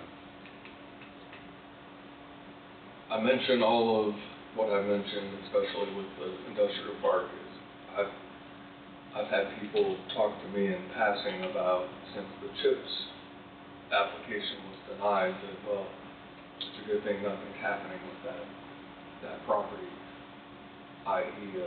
An industrial site. And my reply is, a decision has not been made, because you guys are the decision makers, but the possibility is there, even if it's not for chips. It's a prime location for industry, and the decision is still out there to potentially make it into an industrial park, and the kind of eyes get wide open and say, well, I wasn't aware of that, and I don't know how to get that out there, that that's still under consideration. Yeah, I mean, I think everybody's goal is, and the site, you'll never have a better site in Coffee County, in my mind. You know, if we're something major, if we could get something lined out, we've got property there at the airport, you know, that's available on the south end and all along the frontage there. But I hate to see us totally give up on, county owns the site now, I hate to see us walk away with that without pursuing it. You know, there's companies that Jenny can contact to help find businesses to come into. Well, I think that goes back to our discussion this morning with, Craig. Yeah. You know, if we had a certified, if those sites were certified, which involves infrastructure, which involves more money, but that's the whole thing. If there's some kind of infrastructure out there already, I think I think that would induce more lookers. Conducive to growth. Right, so. It's just kind of well, when they were talking this massive project, they were talking about, though, you don't know what to build. That's what I always hate about, you know, I mean, yeah, if you had the electricity available and you had the water available, but how do you build roads if you don't know what the acreage, what the footprint of these businesses is? I mean, it makes it difficult. I mean, I suppose there's, you know, Saban or someone like that can give you a plan that would be suitable for a lot of different types of businesses, but how do you determine what you want to build? I will say, if you remember O.L. Canchola from Burns and McDonald, he had reached out to me, actually, when I was standing outside with Ryan and Adam looking at concrete, and wanted to talk with me and say, hey, Burns and McDonald, although the CHIPS thing didn't go through, they still have a history and a subject matter expertise in developing industrial sites for whatever it may be into the future. It may be worthwhile to see if Powell or someone from Burns and McDonald can at least pop their head in, since they were part of the master development agreement, and that initial task authorization from the beginning was to help the county get that site primed and ready for potential CHIPS growth, but that doesn't mean that conversation and the work that they did is lost, because they have at least schematically kind of talked about what that would look like moving into the future, and they could maybe since they've done this before, give you a bird's eye view about what that looks like and what you can expect. I don't think there'd be anything lost in doing that. Right. I'd be for all for having them come in and share what they know, Yeah, and try to agreed. help us decide where we need to pivot without the CHIPS. Yeah. I also think that the CHIPS is going to maybe have a very, very big footprint out there if they came in. And I think it'd be more palatable for people in that part of the county if littler industrial sites that come in up there, that'll be more, I don't know if I can do that, but that chip factory, the feedback that I got is going to be so massive. You know, and there's going to be great potential for it, for the Right. county and everything. Because but, of it, yeah. There was a little blowback on that. Oh, yeah. This might be something that'll help too, if it doesn't go through. We still get a shot at it. There's been a big investment on it. But back on the property, should we have Saban come in and just, and have him guide us on, or help guide us on the property? Where to draw a line. Where to draw lines, I I mean, think that'd be, because I think we need to get started on that and get Yeah. that part of it done. get it flattered out. Get it platted out. And then at that time, then after that, once it's platted out, then we know exactly what needs to be appraised and go from there, but that's. I think we'd ought to, I mean, with the uncertainty of everything, it needs sold. Yeah. I think, you know, it's too big an investment Get it in on there. tax lines, then if something goes in, they can adjust the land that we have there. Yeah. Down with that. Yeah. So, Yeah. something needs to be done, get it back on the tax rolls, Right. and there is an interest out there for that property. Oh, I'm sure there Yes. is. Yeah, and that's why I think we leave enough an area to make it really, you know, in my mind, like going clear to the West Road might not even benefit a lot of people thinking about it, you know. They're gonna have an area that they wanna mow or whatever and maintain for a lot of different types of owners. They might not be that interested in having anymore. So I just think make the most sense to keep that stuff all available for anything else that came along. Yeah, I'd like to see Saban do a preliminary plat on it with some ideas and get it to us so we can. Yeah, Yeah, I'd like that. because people like that know way more about it than I do. Yep. And you can do that and send it to us, and we can adjust, modify, or approve it, or whatever we We need. can come in and just do a presentation, and we can have a Discussion. right here. Very good. So I guess we'll put this on hold for now then, and. I just wanted to get the conversation going, the Yeah, dialogue. time's clicking, yeah. How long can we put this on? I don't think. My understanding is decisions by the current tenant are, dependent on whether they're in that property or not. They'll have to change a number of different things, and, I think waiting a week is probably okay. See if we can get Saban in here and get things moving, but,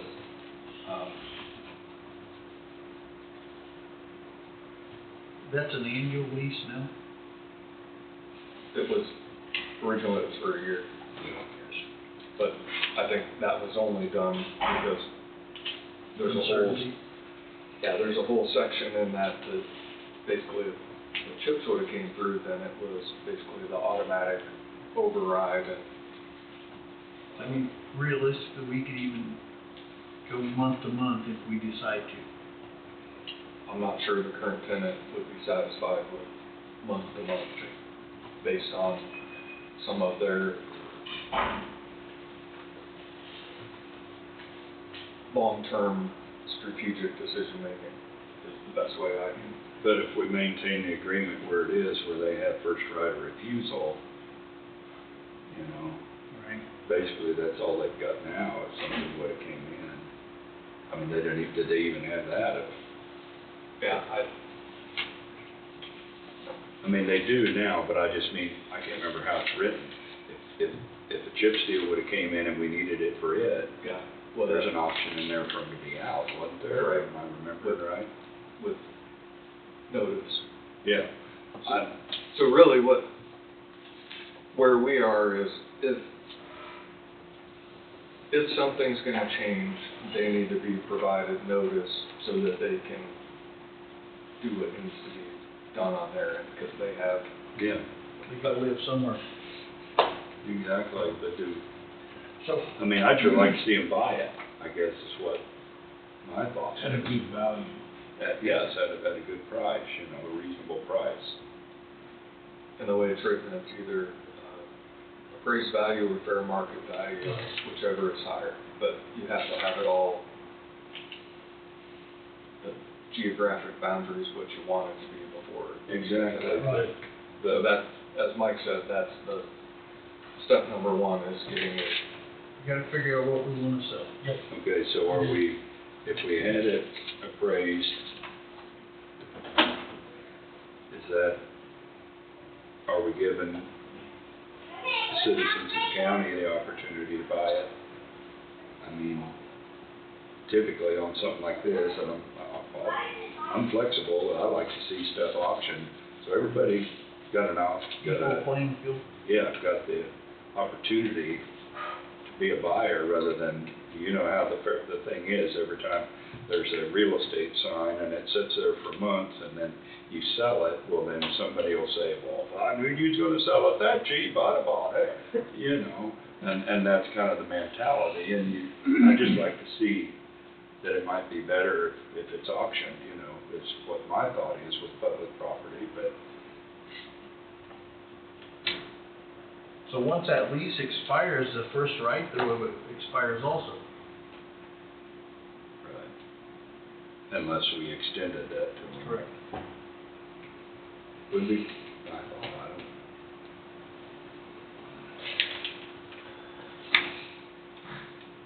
I'd personally like to see it opened up to everyone. That's the fairest way.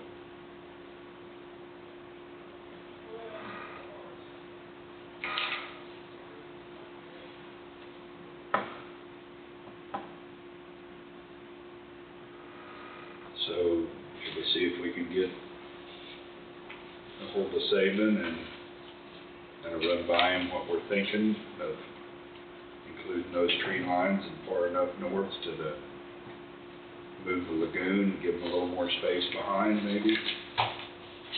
And, I'd like to see if Saban could, come in next Monday, maybe. yeah, but maybe we can convey to him what our thoughts are so he has some idea what we're looking at, you know. Is that possible? I can reach out to him and see if he's available. Okay. And we're gonna meet again Thursday to sign vouchers and stuff. Can you see how that could be one or the other, or both, or whatever?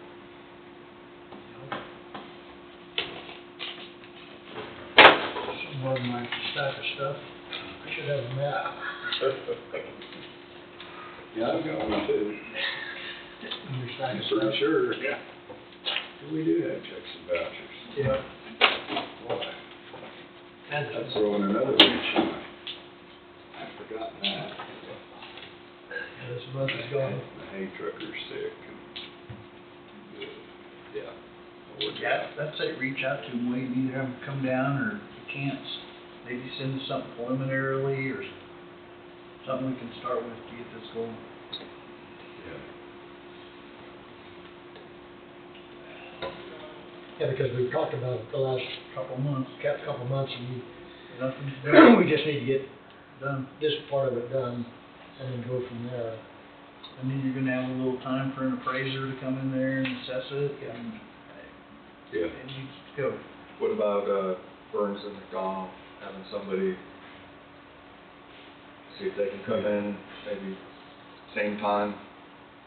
Yeah. That'd be great. Talk about the balance of it or whatever.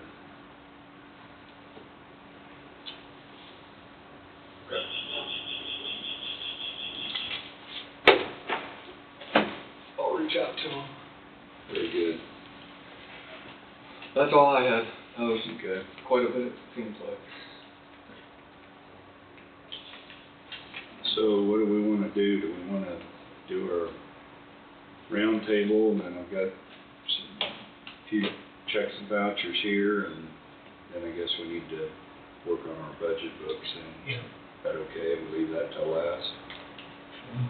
Okay. You got anything for us, Todd?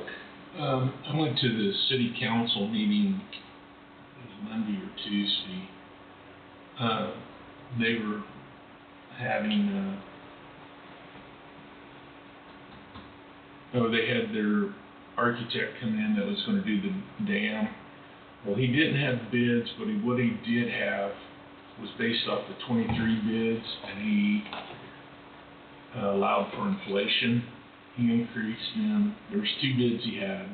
One was the whole face repair of the dam, which would have been $910,000.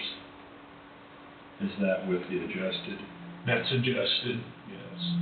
And then, for the 125 foot only was $177,631. They don't know how long those bids would be good for, we're setting with that with inflation that's going on right now. Okay. What they ended up deciding was, he had everything, platted out, what they needed to do with riprap, going in the CD cameras, looking at the spillway and settling basin. And they were trying to drag their feet, but they ended up saying they need to get the plans to the state for approval. And that's where they're at right now. Okay. Continue looking for money. And, they were wondering how often we would help them with, if they wanted to go in a series of phases. And I spoke on my part, like, you guys, you need to, we want to help, but we don't want to be $100,000 or whatever, it would be 2 or 3 different times. And, so they submitted it, and they're still trying to debate what they want to do. As far as doing the whole dam, I've tried to explain to them, if you have somebody coming in and out, you're gonna pay more money for somebody bringing equipment in, but you're just gonna waste money on moving things. And then I also suggested to them, they need to be reaching out to an attorney with all this that's going on. So, I have the number and everything, the architect, he said that he'd be more than happy to come to the commissioners and explain what he's looking at doing. Yeah. But, I was like, you guys need to kind of figure out what you're wanting to do first, and we'll have him and maybe the mayor come in, so. But have they exhausted all, I mean, what are they doing as far as financing it, Todd? I mean, They're trying to do grants, and they have a little bit of money, and we have a little that we could help in, but I don't feel that we could be able to, do all of it in any means. Oh, no.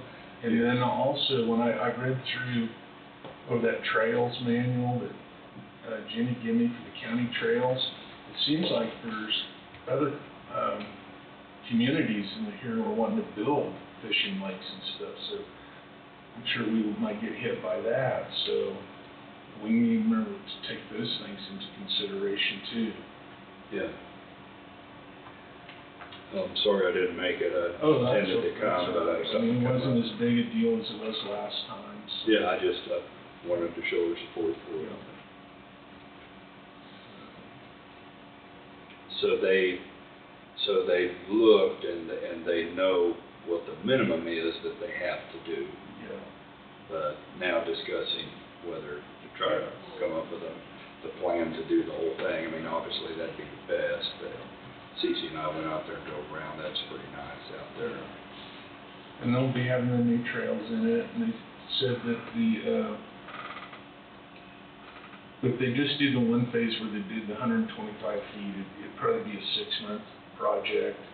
If they did the whole face of the dam, it'd be a year project. Let's see.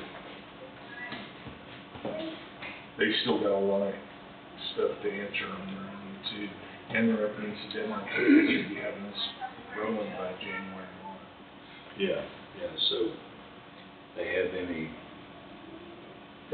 possibility of the state having, or feds having a commitment because of I-35 being built after that? They're still working on that, and then, let me see, I talked with Tim a little bit, and somebody told him he needed to reach out to, Kansas Fire Department, and they're supposedly have some reason to it, and he explained it to them, and they're like, oh, we'll get right on this and see what they can come back. He's talked with the Department of Ag, Moran, I think he's gonna get with Marshall also, and see what we can do, so he's given us a lot of good help with that at the state level. Yeah, I knew he was beating the bushes on it as hard as he could, sounded like. So hopefully something going here. But that's pretty much all I've got. Okay, thank you. Sir? I have nothing today. Mike?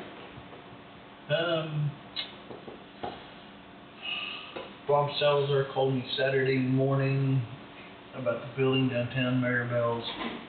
He was in Linden working, he thought he'd be here in 2 weeks to start on that. He was really hopeful that could get done pretty quick. Other than that, I don't really have any. I did visit with Cameron a little bit last week about some potential auctions, that being one of them, and told him get a little further along with completion, I'd get back with him and figure that out. So, other than that, I'm good at the moment. Thank you, Kurt. The only thing I've got is that, last Thursday, I was involved in a Zoom meeting with Garrett Nordstrom on the CDBG project. It was called the 2025 CDBG Grantee Workshop, which was way above my head, but the director was,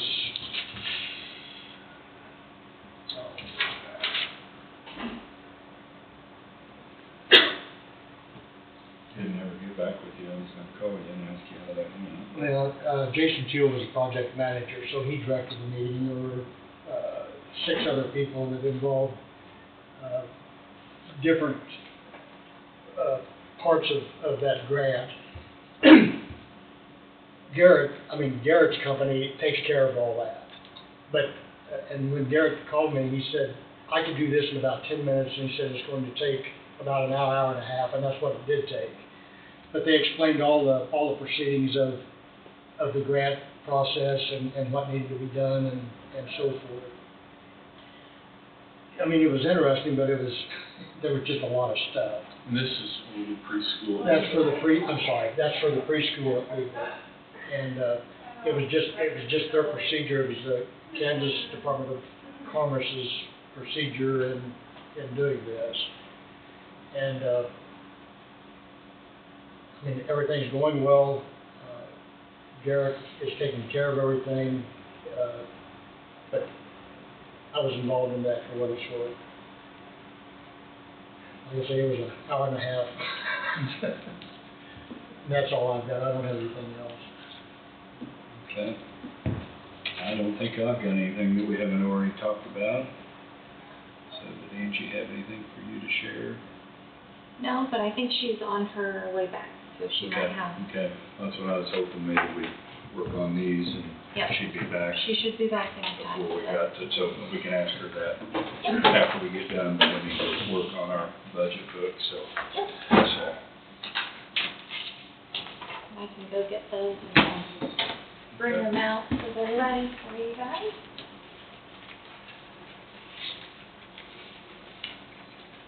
Some of theirs pretty easy. It is, that's short. Yeah.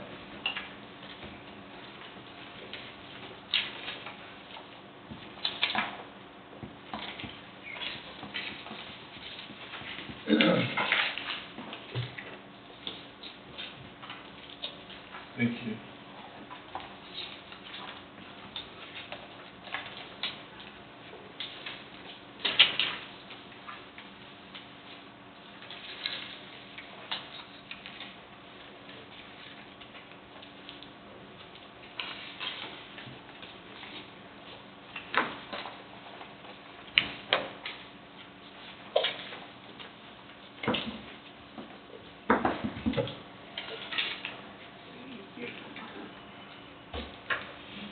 It's a separate folder, so. Okay.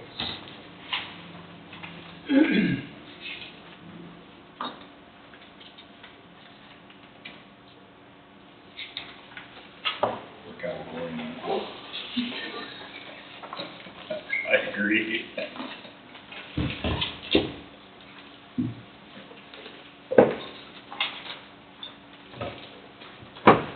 Thank you.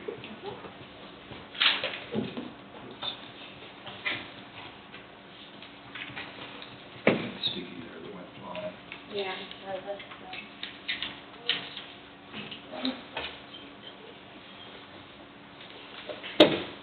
Take up some space. they're pretty hefty little binders. Yes, they are, aren't they? Oh, man.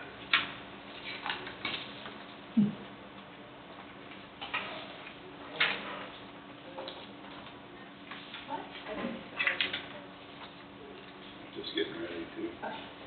This one, this one. Guess that's what they have, so I can't grab the money, I I don't can't know. hear out of the other. I think she has to do it in the budget. Lip reading. I couldn't even read the lip.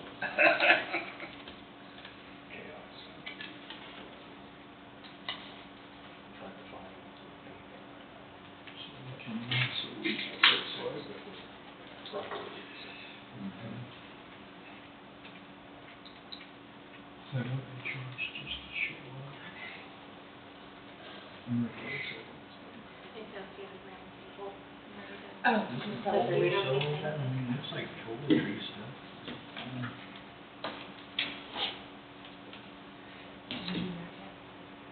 I don't know.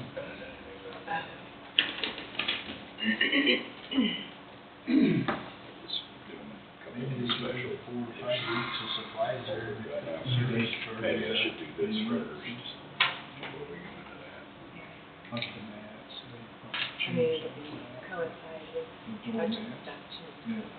Okay, okay, so I'll do the one. I don't know. Maybe talk about it first, have that in the back of our mind. Going through Just this. nice little precedents they leave in the bottoms of the. These figures, are they? So this is the account. I'm sure that's the best service truck. Just to show them. It's got a cover, but it's not very much. And then we've got.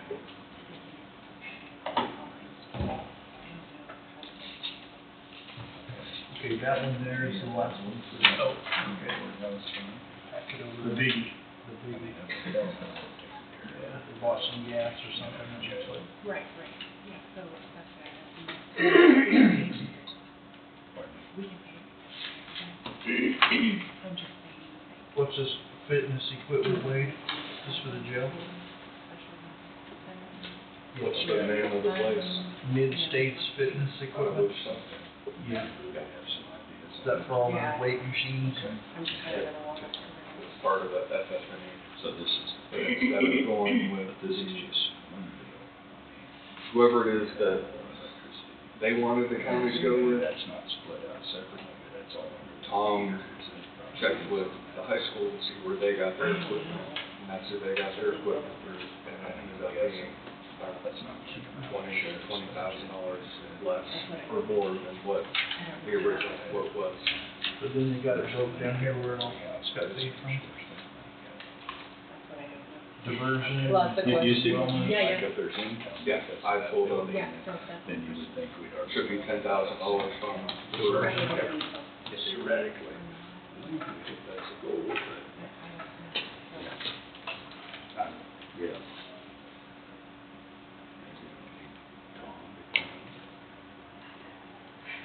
Yeah. Just a discussion.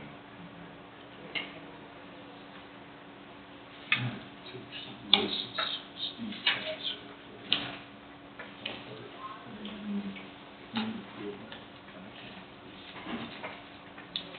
He just got the production team together all, but we would lifting equipment and building new buildings.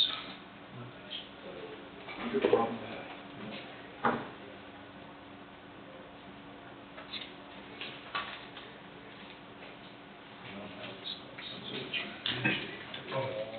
Calculator. Oh, okay, okay. Christian. It just doesn't go. Sometimes I write everything in my little calendar here, but it gets pretty congested, and I feel like I ought to on my phone, but it never has. Is this the only one? I do like my, you know. Yeah.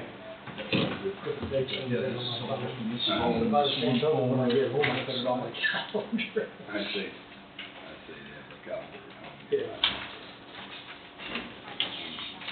I'm still kind of stuck on paper,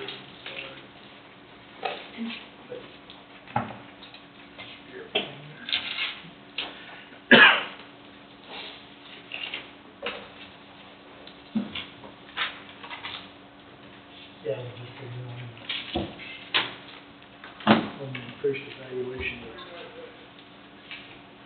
utility on the budget generated roughly. yeah.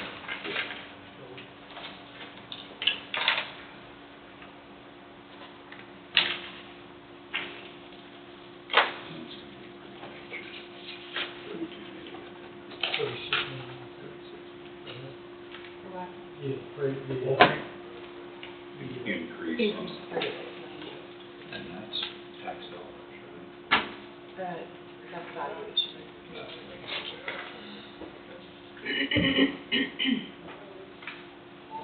I can't name numbers out like needs. But somebody else told, sorry, go ahead. I can't spit numbers out like needs.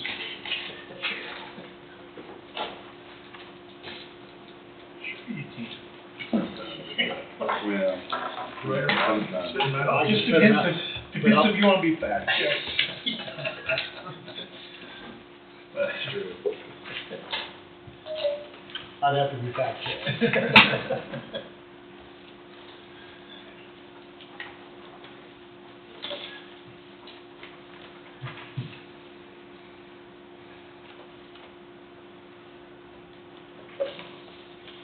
So, something that been brought to our attention, and I don't quite know where to address this at, but I guess Angie has questions about what we'll do when the law enforcement center is open as far as,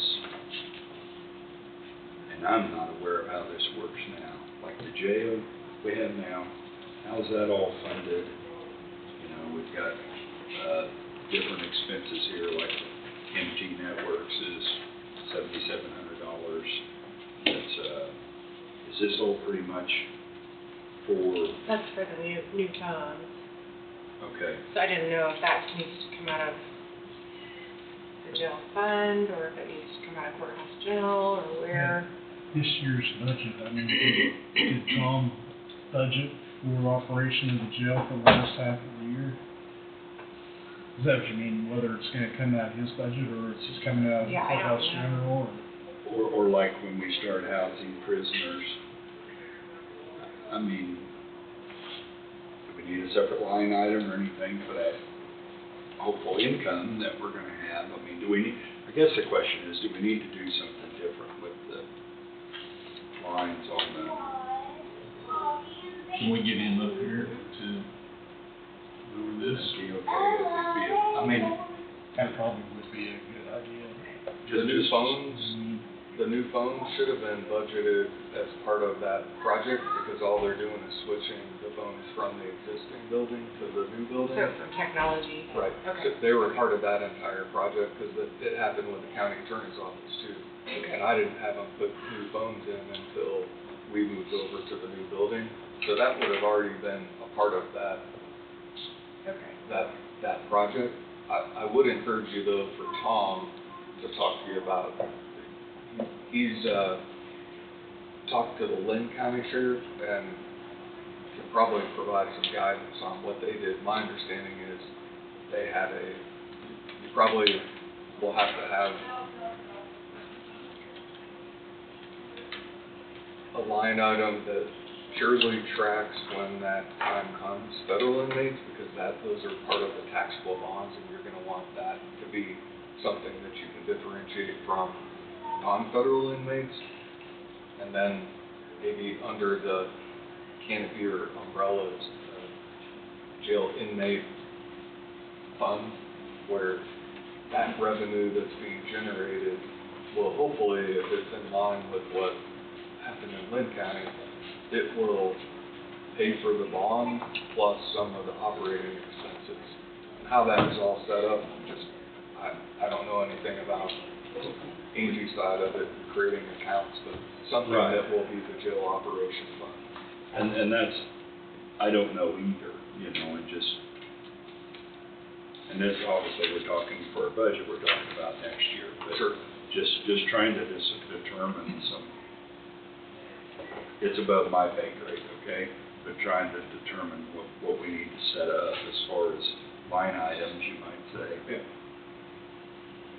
I guess Or what accounts, go ahead. from my perspective, I didn't know if you wanted to set up a whole new fund outside of the general, to where you're bringing in the revenue and have all your line items, revenue line items and then expense line items. I suppose you would never have to levy for it if it's gonna be self-sufficient.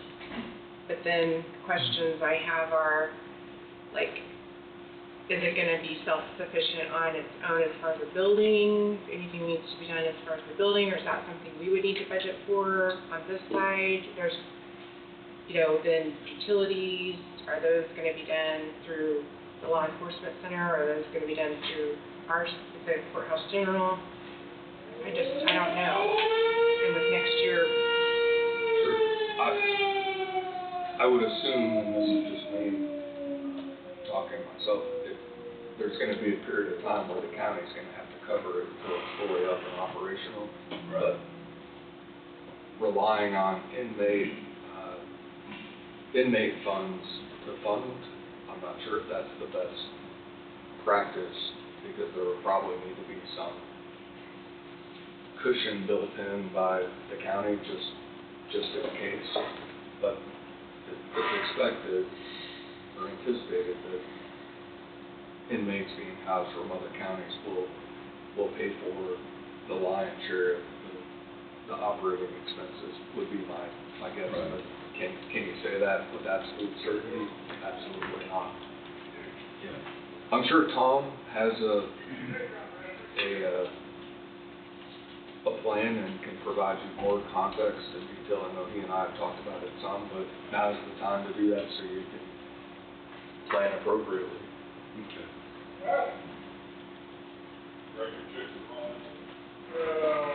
Well, should we see if he's available, or go ahead and start working on this? My recollection on the people that have requests that are already in here, we go through, see what we think of what's been turned into us, I guess. I mean, we all heard pretty much what's been turned in so far. Correct me if I'm wrong. We just start working our way down through it. and the reason you're working on it so early today, this week, is because next week the auditors are gonna be here, and hopefully we'll have an idea on, I'm sure we're gonna exceed the revenue neutral rate, so we'll need to publish that we're going to exceed that, I think. Right. So,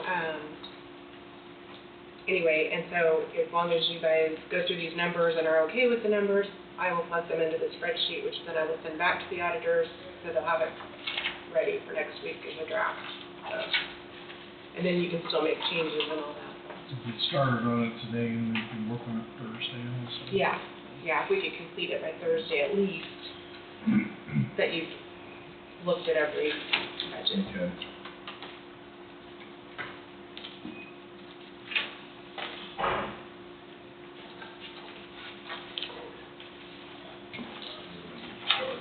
Just, first one, general wage increase, that's the same as, I don't know if you guys want to increase that or leave it, or, I left it the same, but.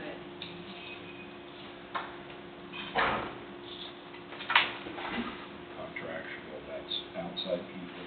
No, this is for county employees. Okay. This is the extra you had budgeted for increases. For increases. Like to cover anything over the 3.5 per ton. Okay. So the 3.5 is built in the other budget, but this is additional to this. Right. To have some cushion. So if you did like a 3% increase, that would cover That. Okay. So the 600 is basically the COLA adjustment? Yeah, any extra, yeah. But this is above and beyond. No, that would be, this would cover the Okay. COLA for other departments. I was thinking you meant additional above. Yeah. Okay. Do you guys want to increase that or leave it at 600? What page you on? What tab? Number 1. That's the number one. Sorry, I was working ahead. We started at number 1.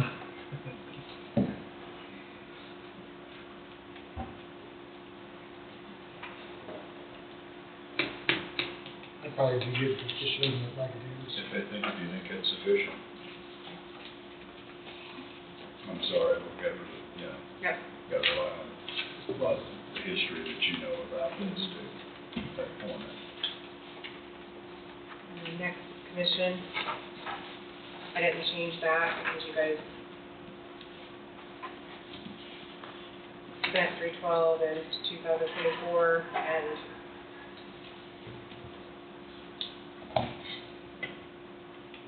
wait, something's not adding up right. That spreadsheet's wrong, I'm sorry. It doubled your salary. All right. Best news of the day. Gonna get more interested in this job. I will fix that, that's what I knew I was was right. gonna say, it. We love it. I'm glad I saw that because. Okay, all right.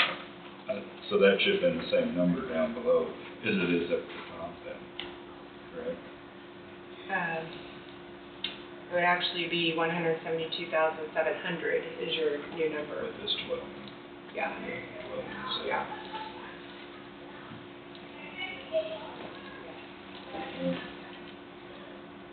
I don't think anyone's That will be corrected. shown any interest in raising her wages, have they? Standing. It was actually reduced at one point. Yeah, if I double. recall. It was. Wasn't it actually reduced at one point? Yes. It was higher at one Yes. point than it is now. Okay. JSB.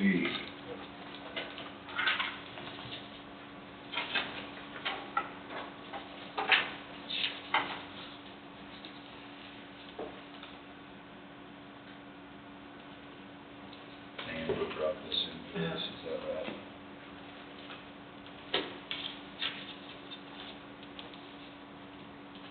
Looking for actual. See if I need this. 2025 budget. That'd be a $500 increase over this year's budget. Is that acceptable, or what's everybody think?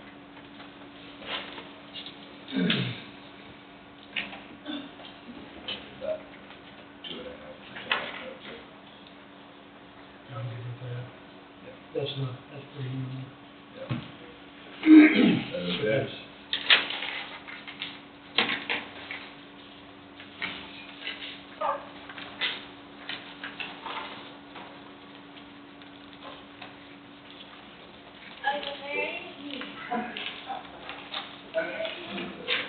county clerk. So is this, increases Or just cost of living, or not cost of living, the 3.5%.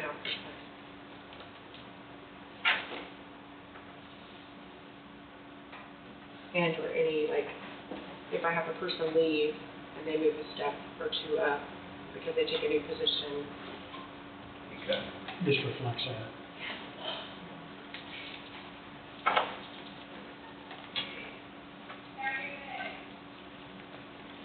Well, I guess we'll move on to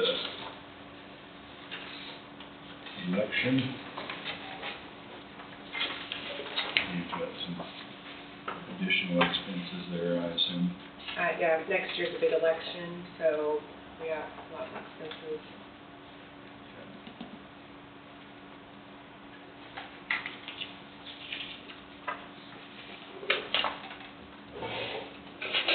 Treasurer's office.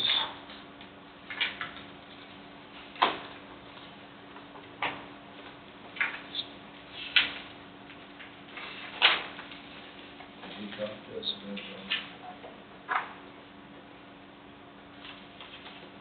I'm just curious, I don't know, he was hasn't gone been 1 in. week. No, he hasn't been in, he just Okay, just turned in submitted the it. budget.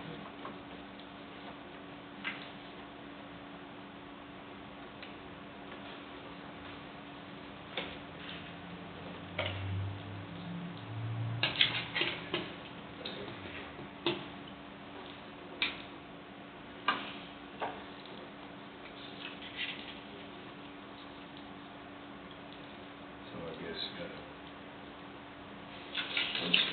this list of items here supporting that number, I guess. Yes.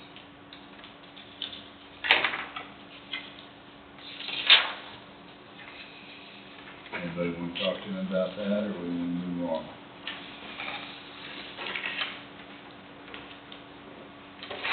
The motor vehicle fund that comes from the general.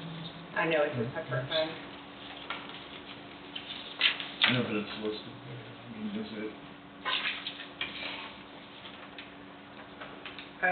We'll reimburse it, so he's saying he'll put 50,000 back into the general fund. That's, I mean, that's the way that works. Yeah, I don't know if he's planning anything for that, I don't know. Do you want me to get him? Yeah? Probably just to clarify it while we're here, we might as well. yeah, we're going over it, we'll try to eliminate what we can while we're going through it. Every one of these that we've done so far, they don't show any carryover. Are they zeroing out? I can't answer that. Because if we're spend, that's not right, then ask for an increase.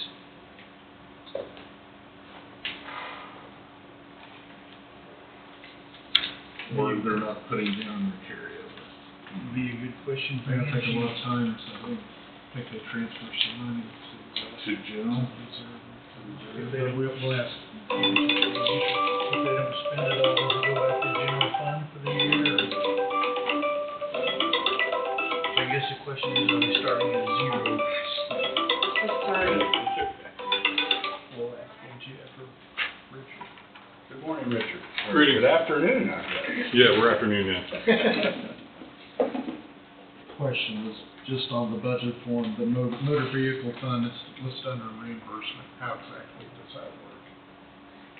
In previous years, one of the salaries was paid out of there.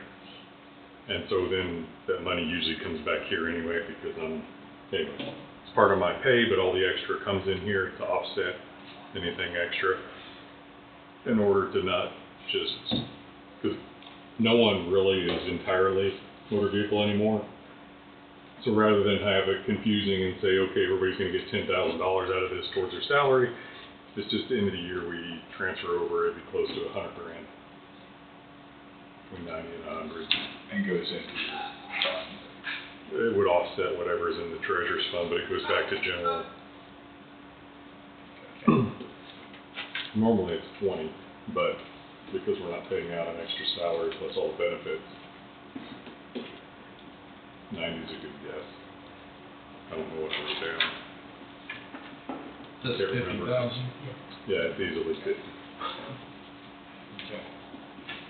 But that's all. It's just because I'm not paying an extra salary, so it looks like things went up a lot when actually the person that stepped in is getting paid less than what we're paying, so.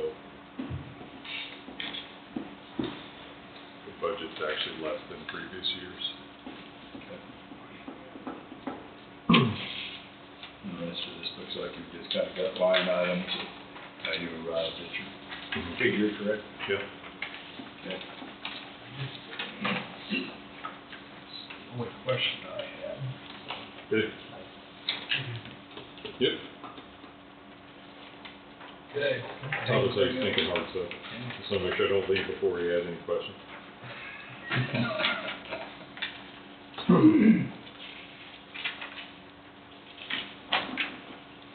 My question comes back to everything else that we've looked at so far, there's no carryover that shows.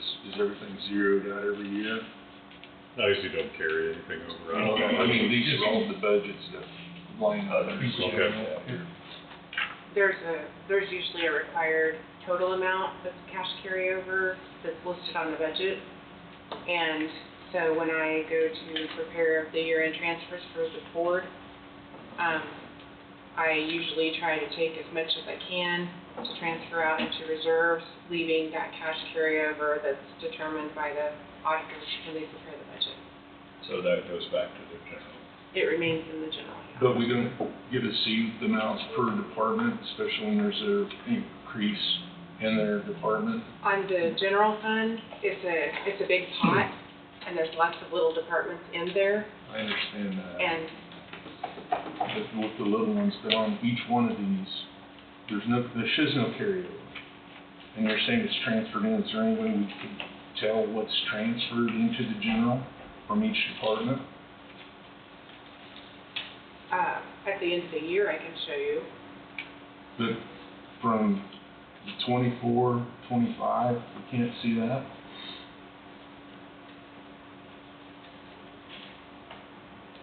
I think his question is if they budgeted 300 and they only spent 275, do we show the 25 somewhere else? Like, could he see? I can print off my worksheet from the end of the year last year, Yeah, that'd be great. a spreadsheet, and then you can see per department that way, if that works. That would work, then we can see, if there's carryover that's transferred in, then all of a sudden there's a budget increase, and you had carryover that went back in, it's like, why is there a need for budget increase? Yeah, in comparison to what they're asking for this year. Why are we on 50 when we had 25 last year? It was, you really need 50 more. I get it. I can print that off here in a minute if you want to give me a second. Wait a minute. Am I done? Not that I'm in any rush to go anywhere, but Yeah. we're short-staffed over lunch, so. Okay. Okay, I think we're. If you need me anywhere, call me. Thank you. Thank you.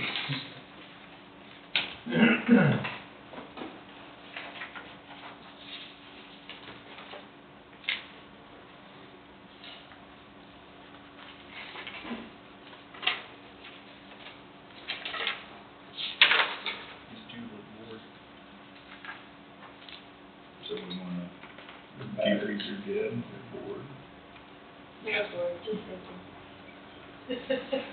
everyone move on to Chamber of Commerce here.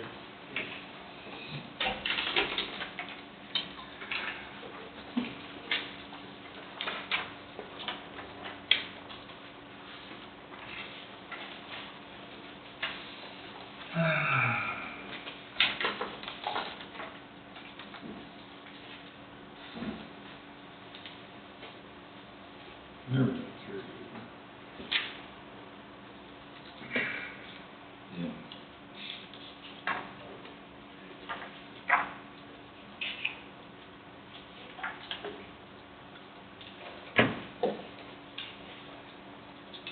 So is that calculated into what they're asking for this year, or did that money get turned back in? I'm guessing it got turned back in, right?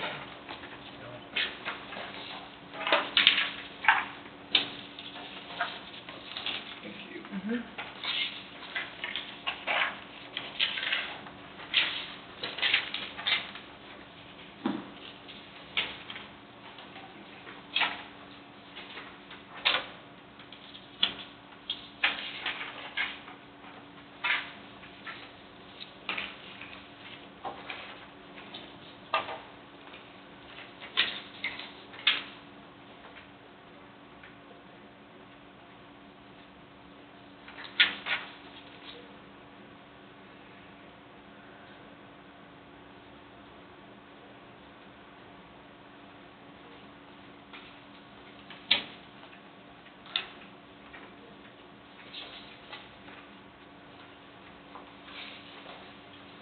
So like on this one for the Chamber of Commerce agent, they're showing their carryover here for 36,787.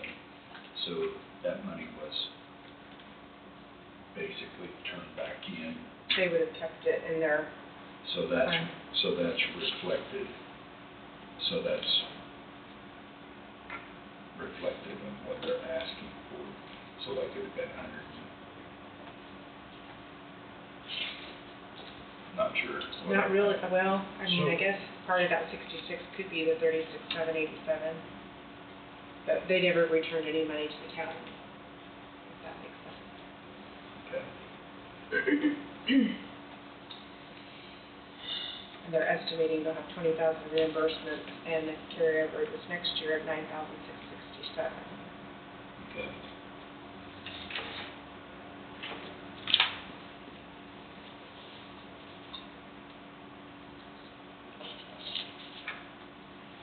So they're asking for the same support they had last year. 150 from the county. So is everybody okay with that then? Yes. Brian, Iran's attacking bases in the middle of our bases in Union Street.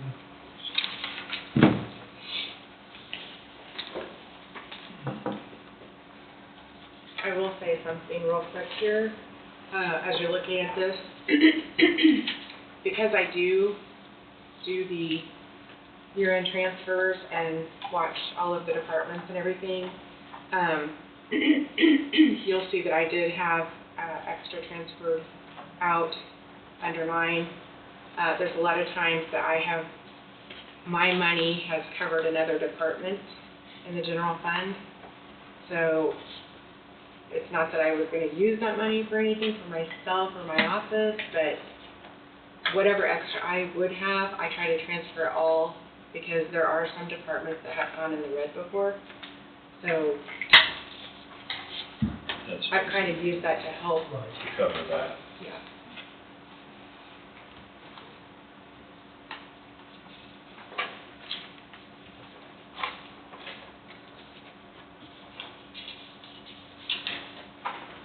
So. Are you on Kansas Legal Services yet? Or are you past that? Well, no, that's where we're at, I guess I was gonna, who was not. Me too, I'd like, There's a few we don't have yet. Yeah.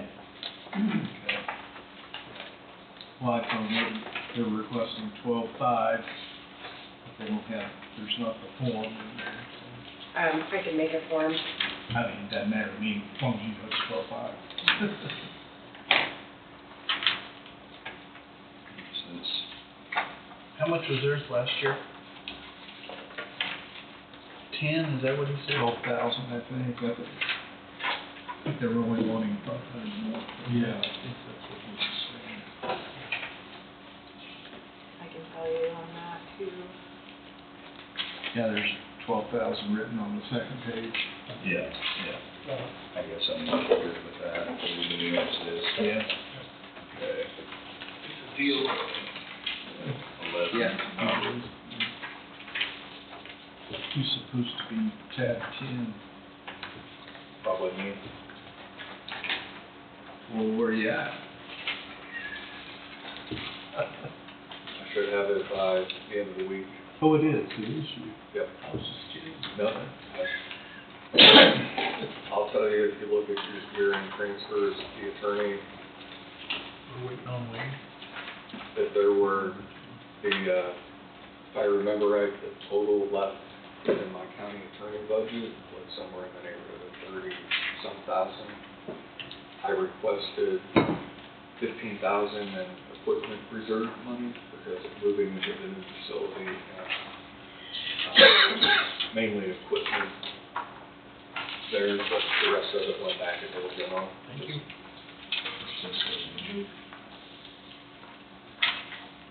That's just a quarter of your next tab, which is that.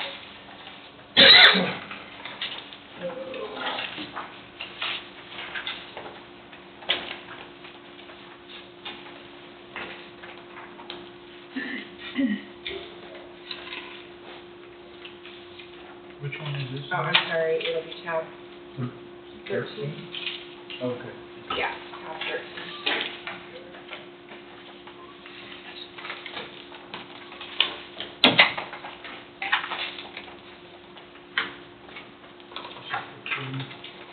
Yeah.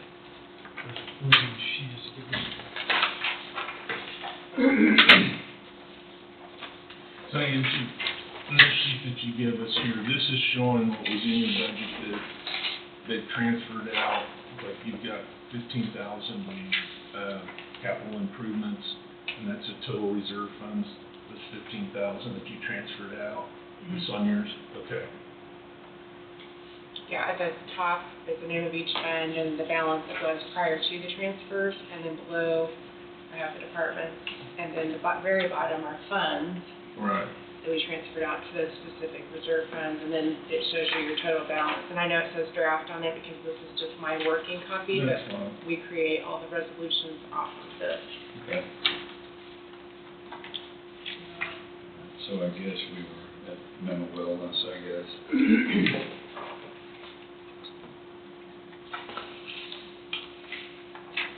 What tab are we on? 12. 12. It's a pretty drastic reduction on that. Is that because it was so much last time? So they're not showing over. In 24. There was just a bunch of money sitting in that fund, and so then we transferred some out. I can't remember what we did with the couple $100,000 of that money. So we transferred a couple hundred out, maybe to put it into the general fund. It went into so it got taken so that you could say revenue neutral last year, because it had, for a number of years, it was bringing in $300,000 each year, and it's that idle. Part of the reason it's that idle is during COVID that board was not technically active.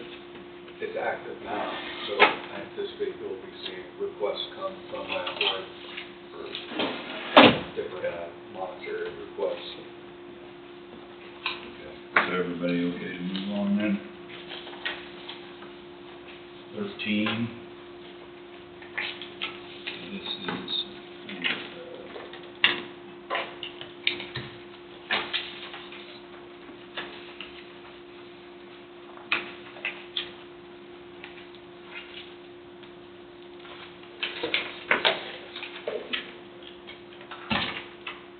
I don't know what is it called? That's district court. Says unified court. Right? Uh-huh.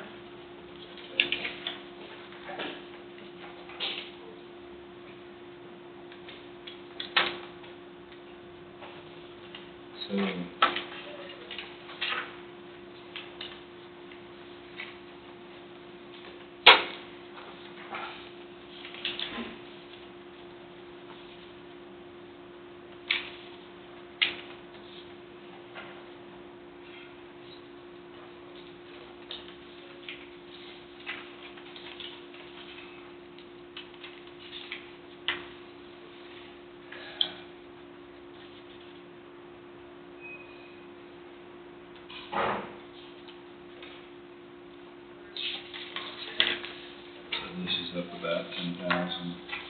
And this is the actual figures up here. 2026, this is what they're estimating to expend this year, and this is 2026. If you turn back here, it's gonna give you a little, there you go, got a letter. That's what I was.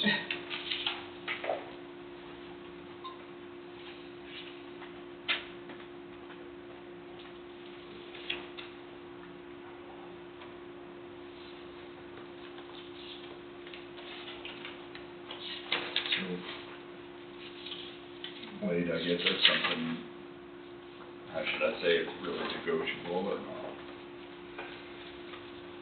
I'm not sure. I mean, you have to fund the court system.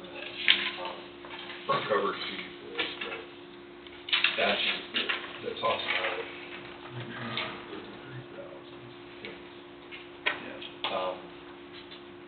Each month you see you sign the vouchers for, on page 2, the contract attorney's fees for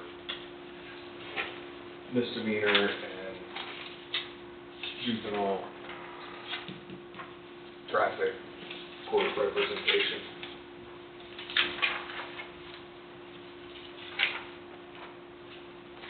I don't know where any of those monies are necessarily maybe reimbursed through court costs, but I don't know what that breakdown is at the state, what it would be reimbursed to the county. I guess everybody ready to move on to the next one then? 14.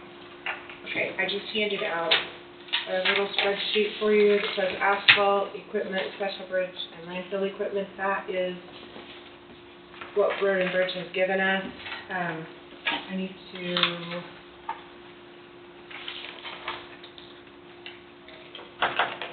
they didn't give me a sheet, but I can make a sheet, put all three behind there.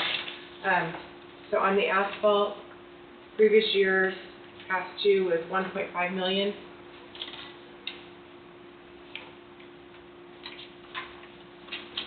This I got this morning too. Equipment, 2024 was 1,035,000.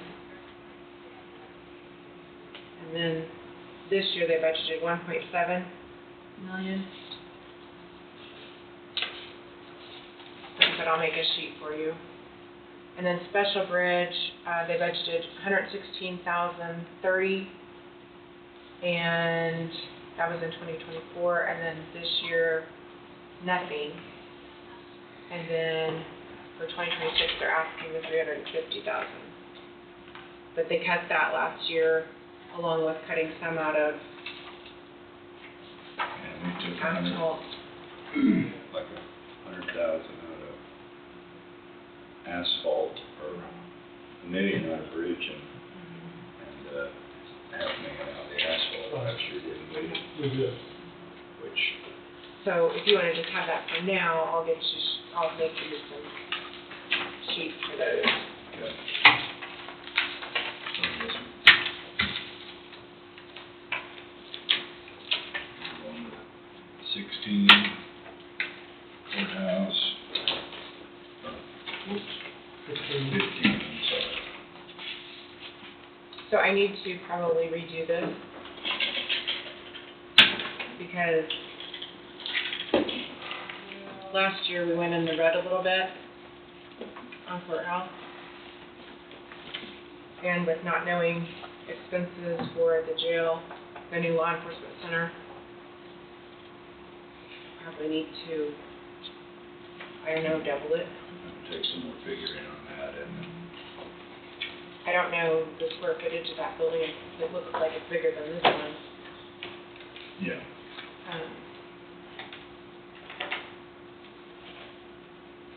So this is basically for the operation of the building. Yeah, anything related to the building, insurance. Utilities and. I have a separate line for utilities. Okay. I think phone comes out of this one now.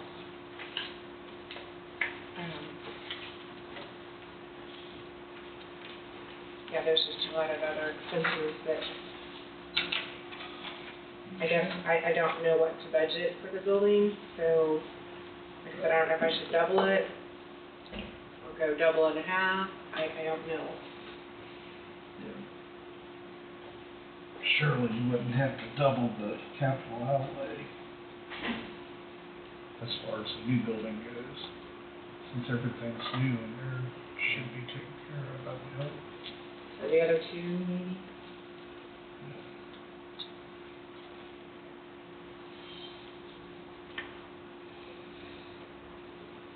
I guess we can do that and see what it looks On like. the contractual and on the commodities. Yeah.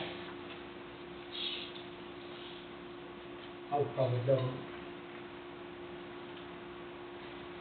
Just feeling.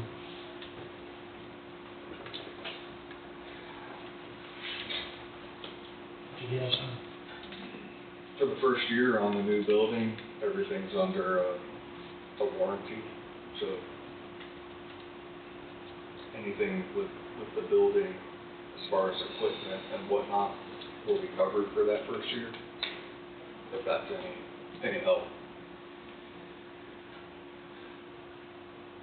So maybe do half on contractual, Yeah. because that would be contract for heat and air or any kind of, so I could do half on that and then double commodities. On the commodities.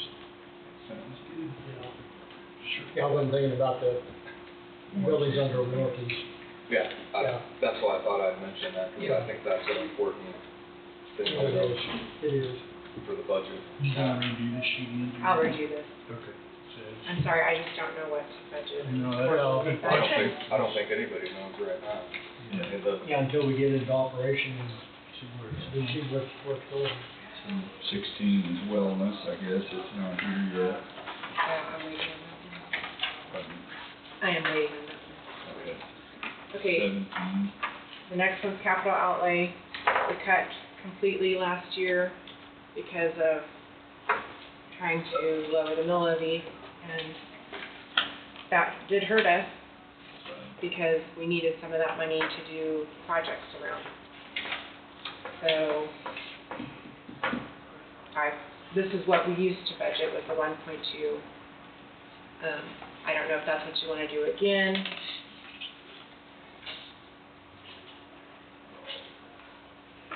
we took this out, Completely, just stay revenue neutral last year. and lower the mill levy. Yeah. And this 1.2, 1.25 million is what's previously been, Yes, that's what we've been budgeting for several years. okay. That money also has, what hasn't been spent has gone into the capital improvement reserve, because you have a capital improvement plan that you have lots of, actually I have it here, copies for you to take a look at.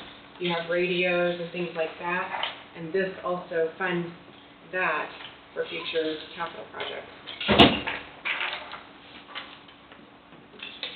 And you just approved this last week, I wasn't here, but radios increased for 2029, 30, and 31.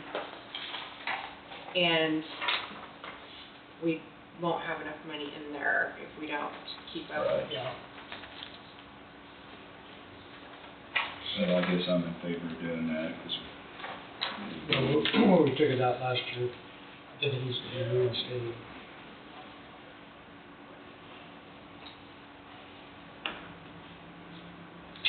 everybody ready to move on?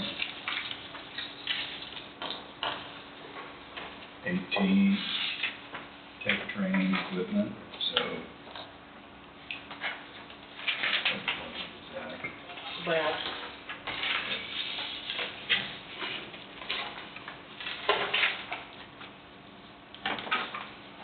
So you're up $5,000 increase there, county support, is that correct?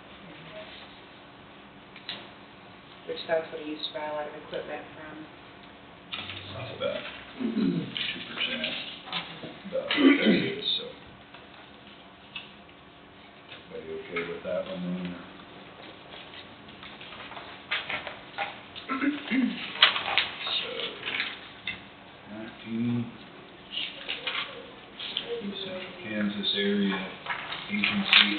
aging? There's, a couple sheets there. There's 25 for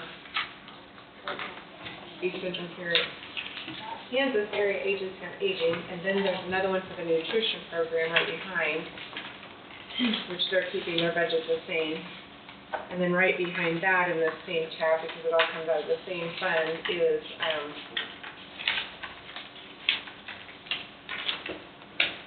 Burlington, as they're the main, And that's increased from last year. Didn't it? on Burlington, Yeah.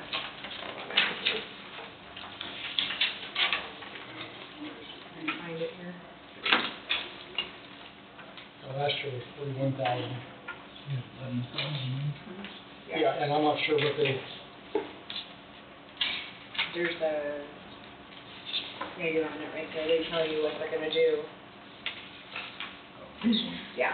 but last year, and I'm not trying to be picky, but last year, I think they, they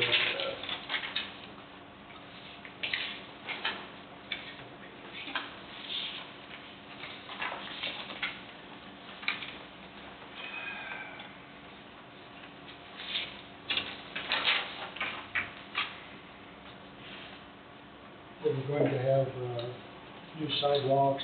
Yeah, it's on the Is it- sheet you were looking at, right here. Oh. And I wonder if that's been done, or, I mean, On the seniors, the aging, yeah, is that it? Yeah. That's the senior downtown,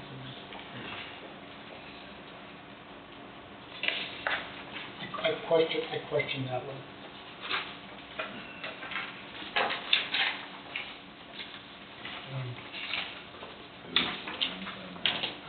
do the cities donate anything? No, on the senior center, because last year it was increased from,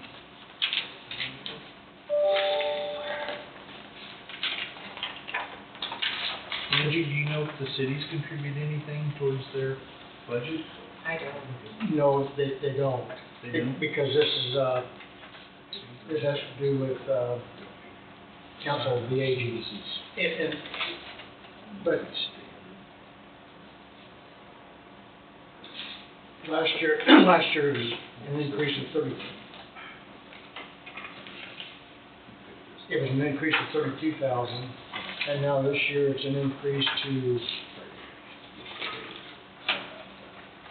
92,000. Well, Uh, 52,000. 52,000. I just have a.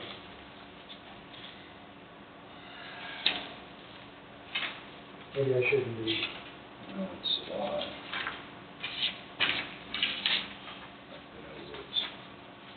What's going? Well, yeah. What the need is. It's an increase east parking lot 15,000, paint exterior building 10, paint roof 5, repair service interest on east side 4,000, linoleum flooring 25, kitchen counter 10, and gas stove 2,000. Do all those projects need to be done in 1 year? Look, just last year it was increased considerably, and now there's another increase for this year, and I just have a question on that. Yeah, it I would just appear think that, yeah, it would appear that's all, the reason for that's because of all of these improvements, like you said. Yeah. It's a lot. Yeah, even if you look at the facilities per town, $52,000 is pretty substantial How are you? in comparison to the rest of the communities. And I'm not necessarily picking on that one, but that was just the one that stood out. It's pretty big. Very odd. Yes, and it's just, I really question that one. I do too.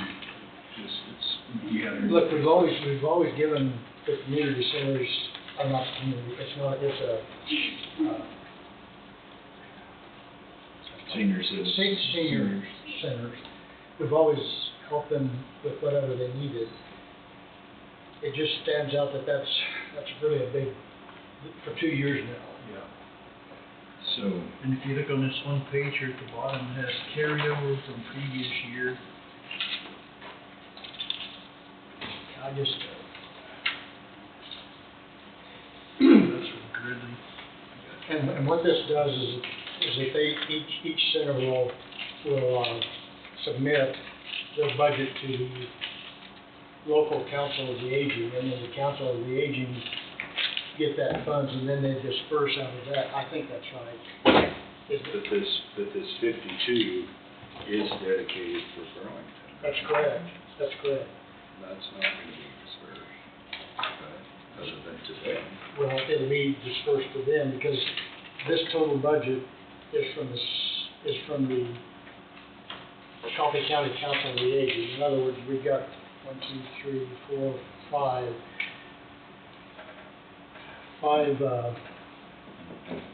Where were they at last year in their budget? 41,000 is what 41,000. they requested, and 17,000 the year before that. Right. Yeah, and 17 the year before that. That's and it correct. jumped to 40, now it's at 52. That's correct.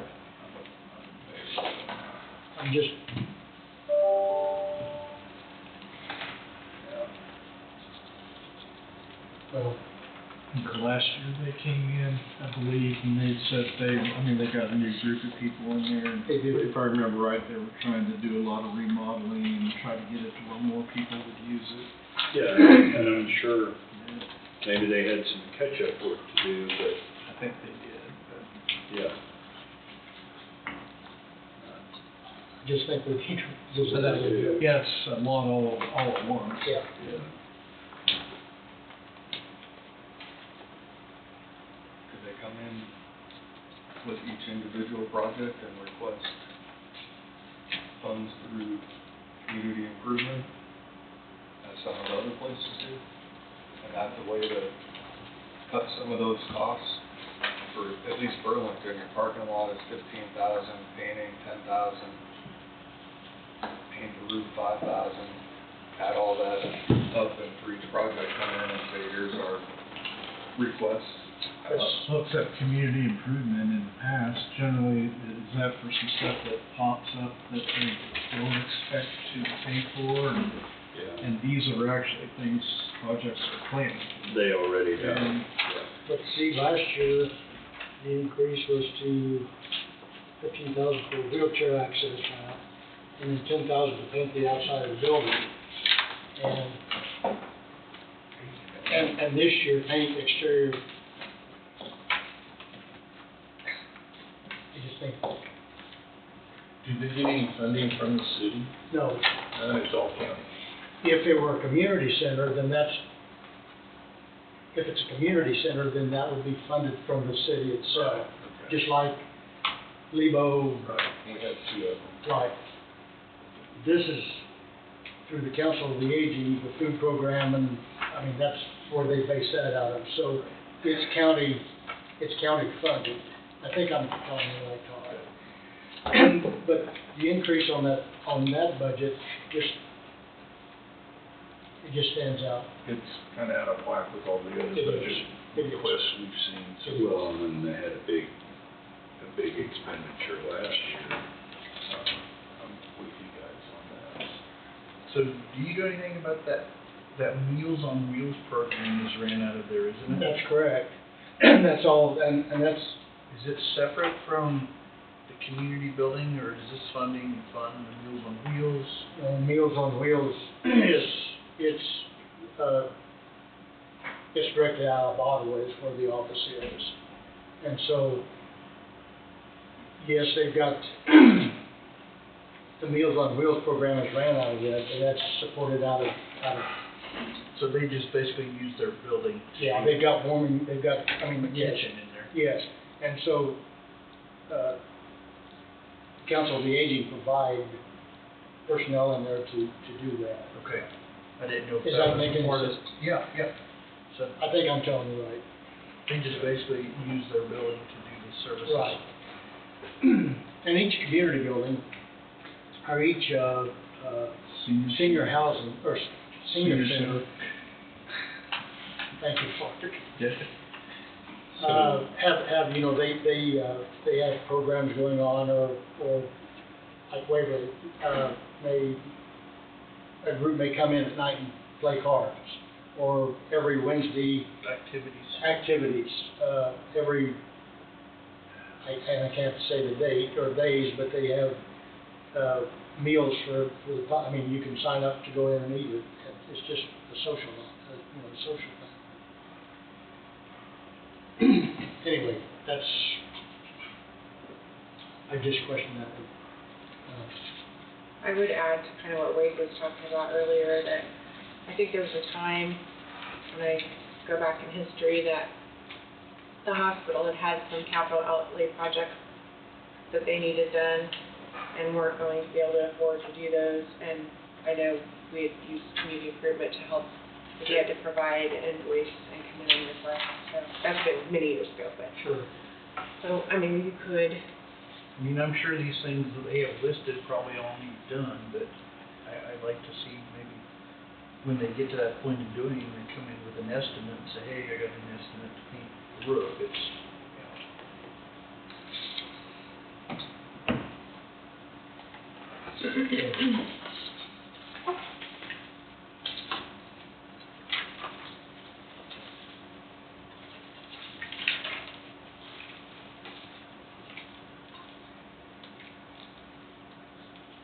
So where's this building at? It's down there, on the east in the Osho, right next to the Lisa Garrett's old accounting office. on the north Okay, side. so- Your Kent White's building is Yeah. right there beside you. So it says increased parking lot. There's empty lot there on the east side of that. Oh, they got access from Second Street. On the north side of that corner building, I see. there. Okay, but there's space up in there. I don't know how they're gonna increase the parking lot, though. I don't understand how. See, I don't either, because Because there's, it said we're gonna asphalt the parking lot, or, because the parking lot, you have your parking on the outside of the street and on the north, on the north side of I'm that. confused where it says it'll double the number of cars, and it says 13. That's a lot of cars, that's big. Unless you're talking across the street. Yeah, I just, That's a city, the Osho city City. parking lot. Yeah. That's why I'm not familiar with, this parking lot. Water plant parking lots right across the Yeah. street. And that's why I was wondering, so I'm confused on that, double the number of cars.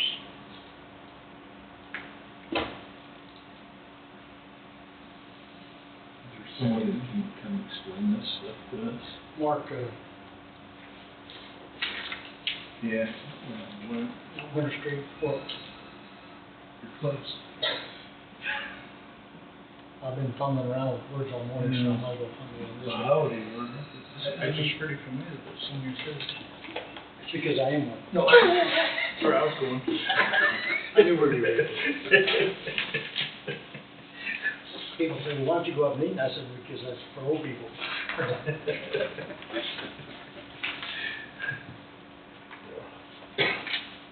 No, I said on the council of the aging.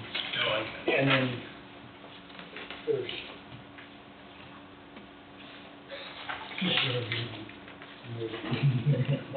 We'll go. I knew where you were.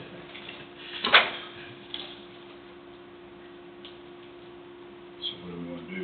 Pass on that or what? Pass on it.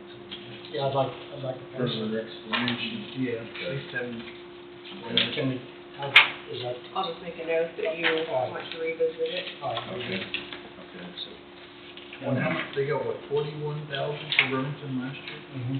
And that was an increase from. 17,000. Right.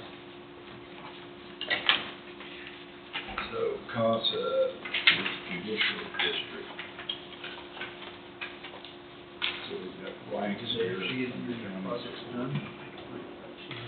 They're requesting 20,000 straight up. Is that what they've done before? No, it was usually, they haven't requested anything the past couple of years, but it was usually like around 5 or 7. but they've had a lot of changes in directors, I think. She did, They came they in. came in and talked to her. Yeah, she came in last week. I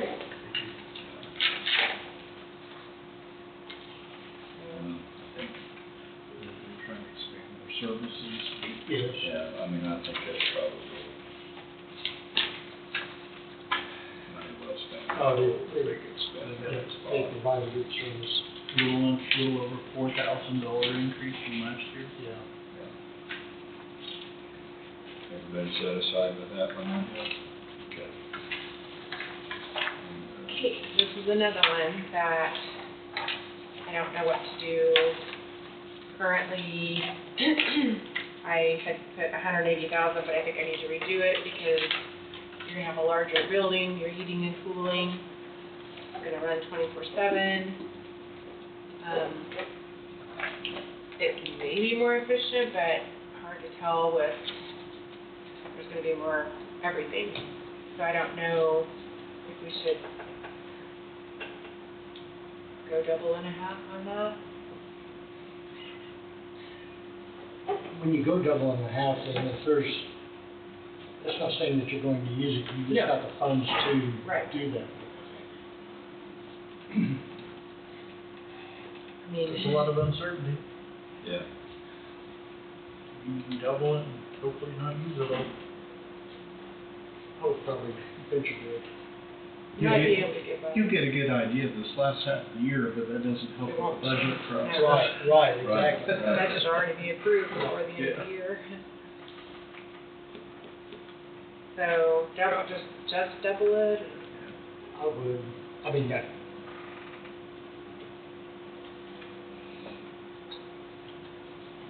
and I'll redo that one. Last year. Good job. I'll use double the 180. Yeah. And self-sustaining. Yeah. Okay. 22, what's that? CC, Crawford County Resource Council. That's not here. 23, that is, 24, just go. airport. And we're the one that dropped on this. Yeah, that was the one, Yeah. that was the one that actually. Annoyed us all, yeah.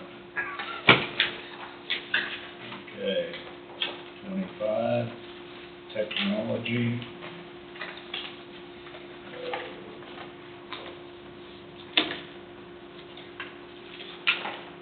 Up about 3%, something along that line, wouldn't it be? Everybody okay with that? 26,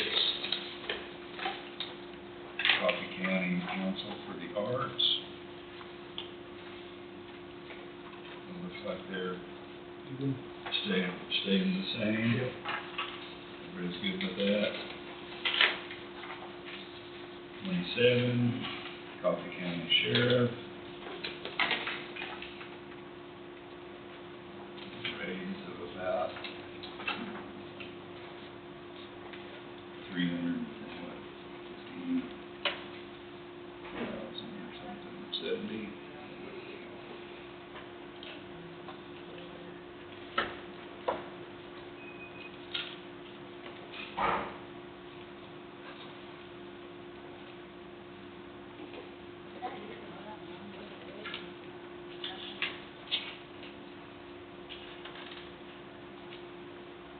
Anybody want any explanation on that, or if that's budgeted for? 9.5% increase. Pardon me, about 9.5. 9.5%.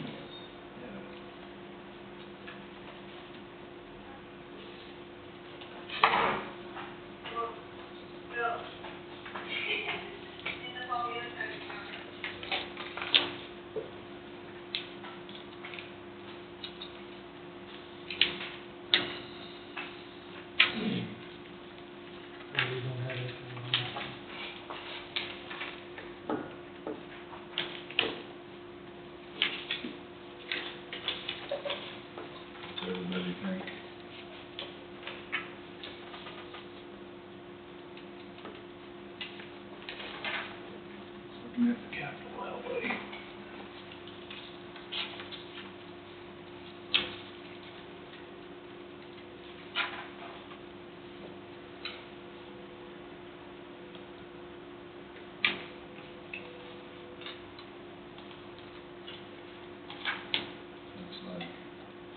that Stillman server is a big chunk of it. Yeah. Yeah. And then they've got, yeah, and that goes down projected for 27, and am I correct? Big increase for 28.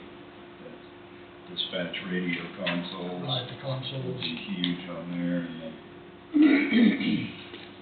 I don't know, I guess that kind of explains it. Everybody else is satisfied with it.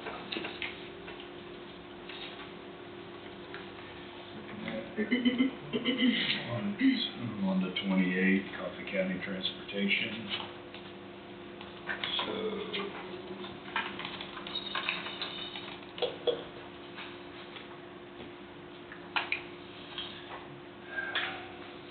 On the, back on the sheriff, I mean, commodities took a huge jump.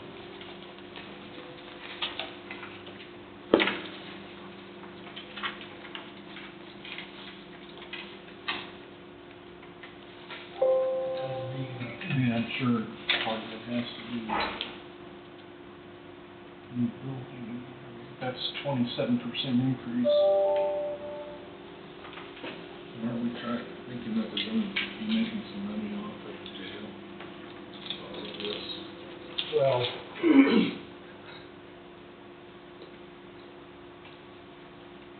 I hope so.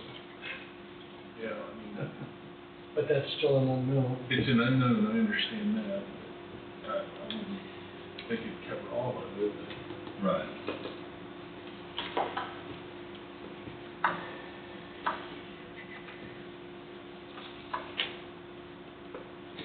At a minimum, pay for the bond issue.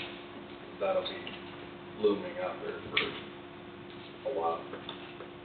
Yeah. And contractual is up 33% also.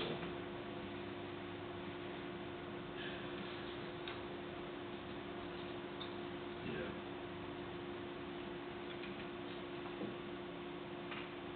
Sure, a lot of it's related to the new law enforcement center. Well, that's the way it would appear to me. Right. I mean, Shouldn't that be paid out of $30 million?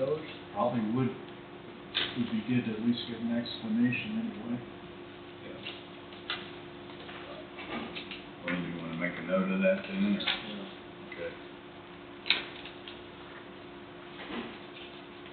Sure. Explain a few things to us. Okay. So, Coffee County Transportation.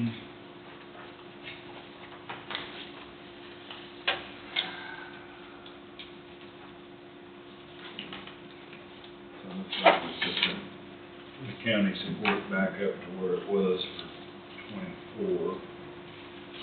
Am I correct? 229 basically was budgeted for this year. But we were 273 in 24, and asking for 273 again in 26. What was the reasoning on this current year's budgeting that it dropped so much? Is it to move money or what? They may not have, capital outlay, they didn't have anything, so they must not have replaced the vehicles, my guess.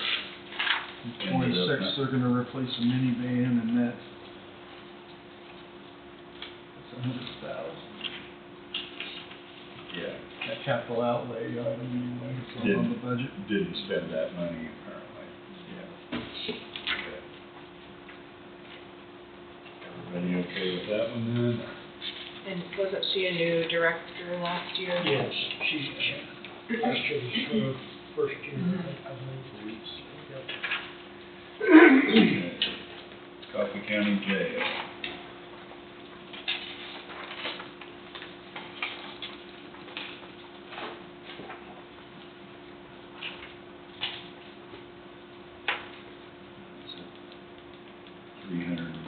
$330,000 looks like, right?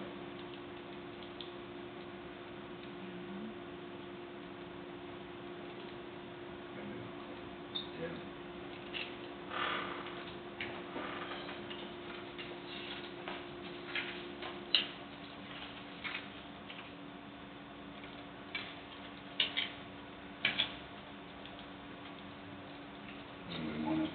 visit with Tom when we talk about the other deal? Sure.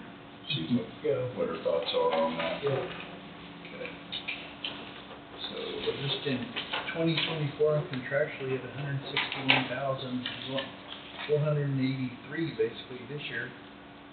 We're up $320,000, 2 years. yeah, I don't know what would be included in that, so save that thought, I guess, Mike. Well, then we were just talking about the sheriff's department, they're separated from the Yeah. jail and that, so Right, we got quite a bit of money there too. right.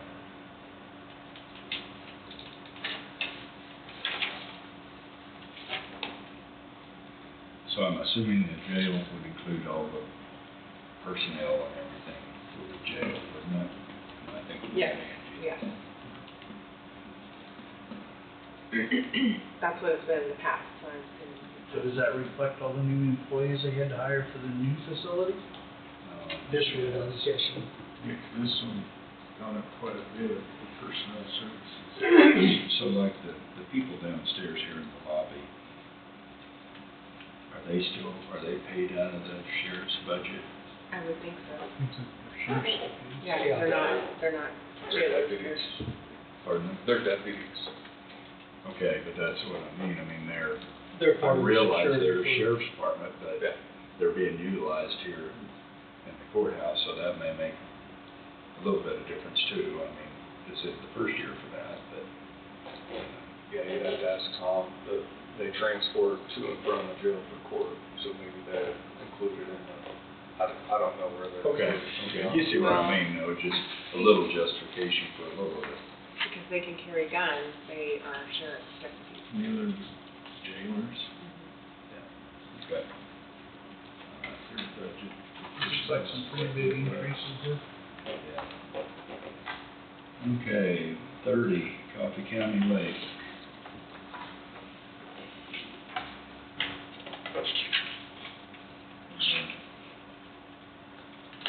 Up about $5,500, I guess.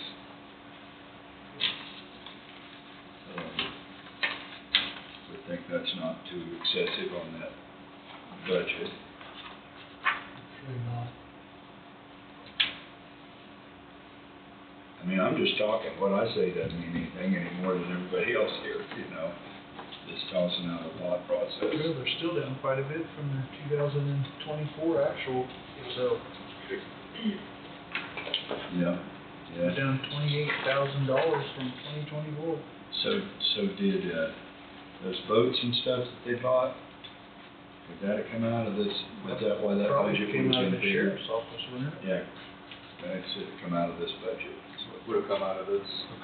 So that's probably why it's bigger, because they bought 2 new boats, if I recall, wasn't it? At least Pretty sizable Yeah, amount. there's been a big jump in the capital outlay in '24. Yeah, I think so, yeah. Okay. So, 31, radio.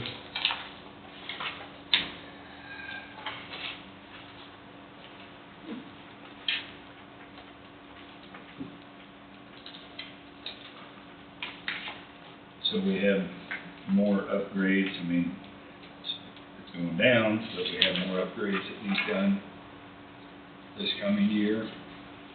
In the radio. Is it always this much? Because we don't have any history there.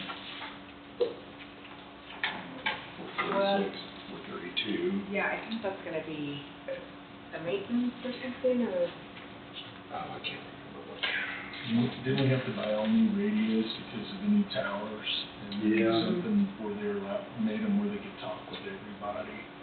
It is, Todd. I was just trying to remember how much of that was gonna be done this year and what was gonna be done next year. They have that second sheet on top bar, Another 60,000. Okay, constantly be rotating probably. okay, all right. I should look at the next page. Everybody okay with that then? Yep. Actually, with that, we're gonna Yeah. support. 32, emergency management.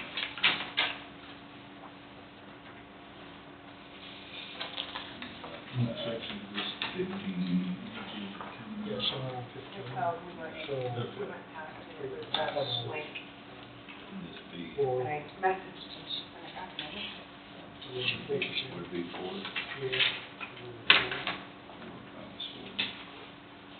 Which one's that in? Wellness, if we've already passed the tab, it's Oh, like, wellness, but I okay. missed it in the email. Okay. The email? Wrap it up. Okay. And that's under which one? 16, I guess. Yeah. You said wellness is 16. Yeah. Sorry, getting very That's over okay. there. No, Do you want to discuss it since we're past that? Again, if you guys want to. Yeah.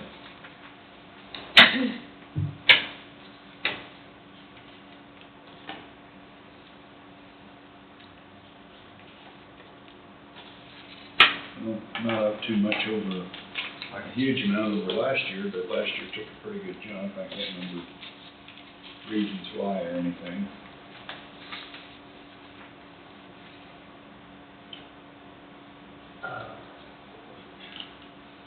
Not that much.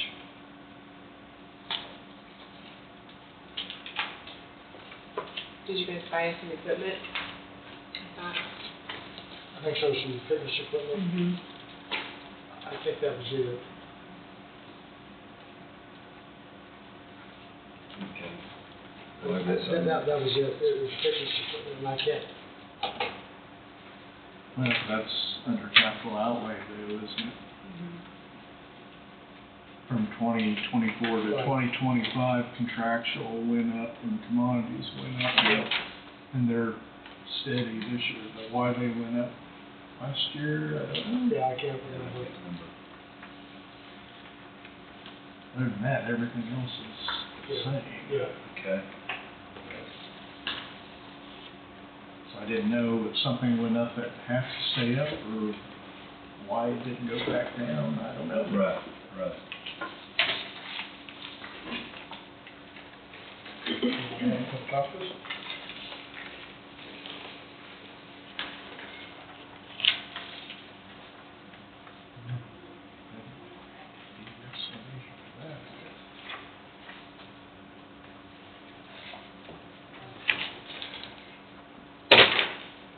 Lindsay's out right now, but Amelia may know if you want me to see if she's in, or you wanna wait and revisit it another day.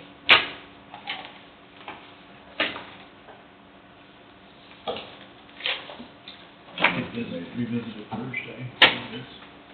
Okay. So, were we okay on the lake then? My ink pen flew out when I, Oh, you were on emergency management. Yeah. So, okay. there you go. Okay. I lost my place.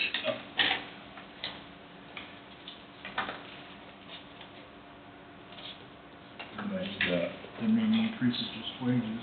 about Yeah. 4% or Yeah. something. 3.5%.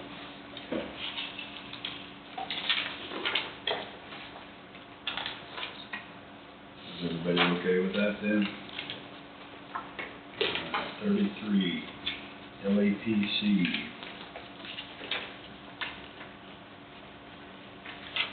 What is that? Local emergency planning committee. They meet quarterly. Nothing's changed. Are we okay there? 4, Coffee County Conservation District, operational.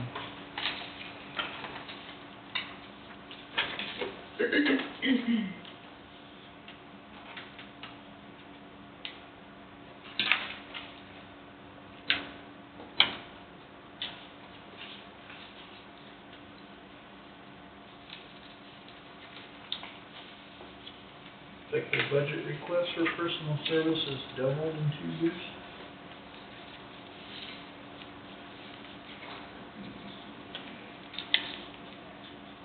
What that, I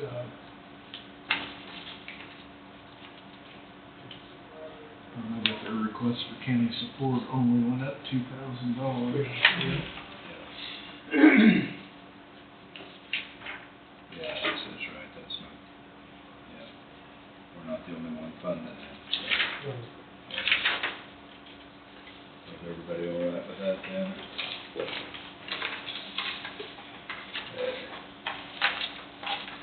Lake Region RC and D.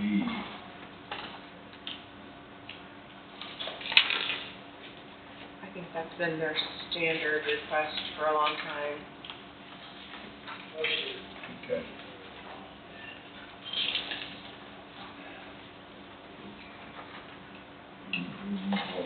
Yeah. 2,000 what they, this year they requested 25, I don't know what was. For 2025. Yeah, there was something special this year, but Okay, it's but back they're to back down to 2,000. Everybody okay with that then? Okay. 36. This one's 5,000. There's, 6 counties involved. And that's what it's been the past few years. They brought Shawnee County on last year. So Okay. they're just keeping it at 5.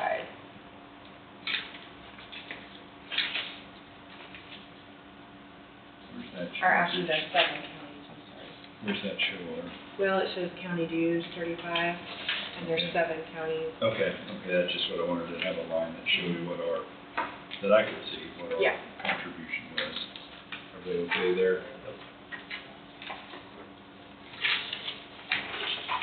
7, Coffee County Fair Association. So, went from 50 to 35. What's ever happened with the fair building? Or with the exhibits building? Well, they didn't give us a budget yet this year for that, and we've reached out to them to try to get them to submit something, so I don't know. Yeah, I haven't heard anything about that for It's in their future capital expenditures, 2027. Okay. It was Doc Thorpe, I don't know if he's still on their board or not, but Okay. he turned in all of their drawings. I have a folder if you want to see it, that has all those designs. New construction, replace crops building, $950,000. I guess.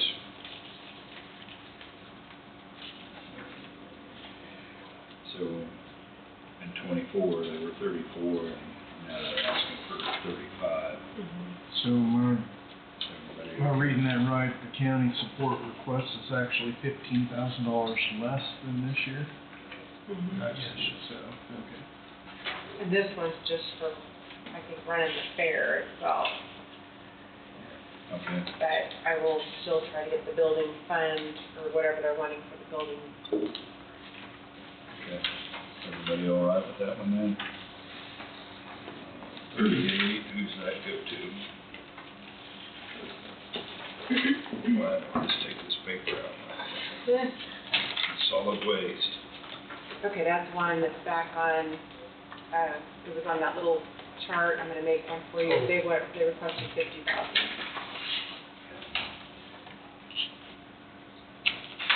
And in 2024, they requested 41,000, or spent 41,000, I'm sorry.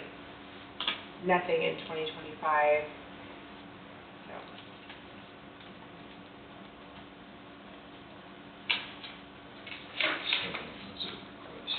It's 50,000. Yeah, but what was it? No, it's on that other sheet I gave you, this one here. Under this little, it's with the asphalt equipment, special bridge sheet. Okay. I got it here somewhere. I wrote it here somewhere. Oh, right here. Yeah, she was Oh, handed it I'm to me, sorry, I'm though, sorry. so I don't know where mine's at. You might have stuck it in the tab. Yeah, maybe I did. It's probably under, yeah, 14. Put mine under tab 14. It's supposed to be there.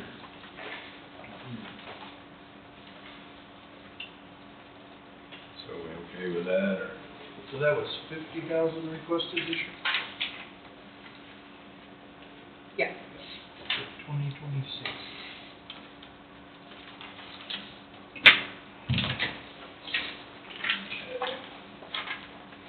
So, ready to move on to 39, HHW.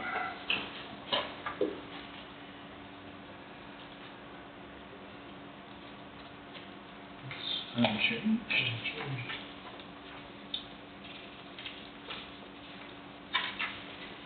Everybody okay with that then? Number 40, recycling.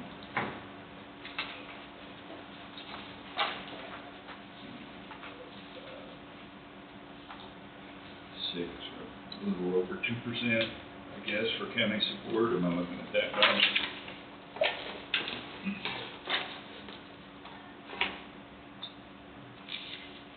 Would be a little more, Yeah, 3%, close to it.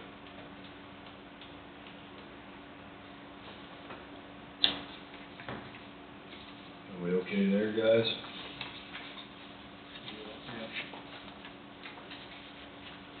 So, 41, that's not there. It's fair, building appropriations. 42, it's appraiser's office. It'd be down about 30, 36.5 or 6 or something. Because that eliminated position, I assume. Couple of positions, right? Two, yeah, she lost two, and she said she didn't intend to So I'm sure replace. paid a little more on the one that took over, I'm sure. Well, she's down 3 total, but this year she's down 2, and she told us she did not intend to. Why she brought us that 20 Yeah. contract. Right. Yeah, we can fix that too. Line in my book. That's a pretty good border. No, I think she's got a handle on things, yeah. Okay. So we're ready to move on to 43, planning and zoning. County support, there's nothing there, I don't like this one. It's all county support. It is. So, So I know she told me that part of her contractual there was, the increase of that was for Russ, the advisor. That was part of the reason for that Yeah. significant increase. yeah.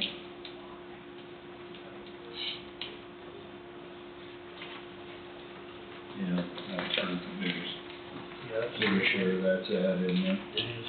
Yeah. So everybody okay there? 44, no, that one's good. Here.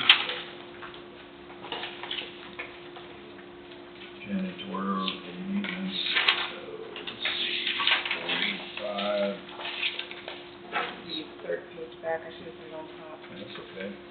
SOS, 75.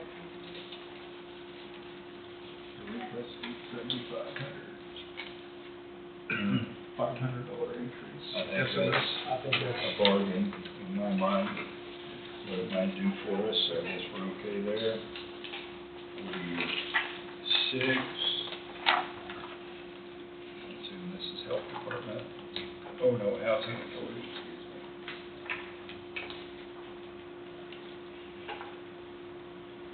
$9,000 increase.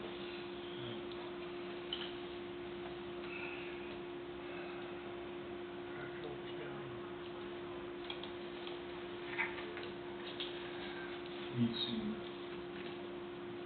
Under resources, right? Public support.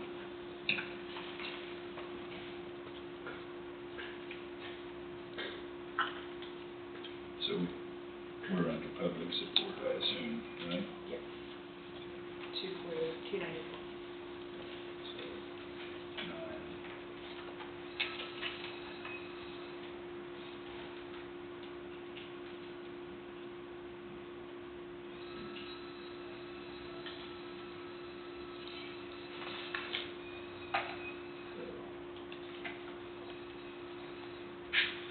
little over 3%. So the personal services I there, was just looking at that. why do we have a $28,000 increase over personal services? These questions and have this one all explained. Pardon me? I'd like to have this all explained. Yeah. So, we have everything in. Mm-hmm. You want today or Thursday? Either way, I mean.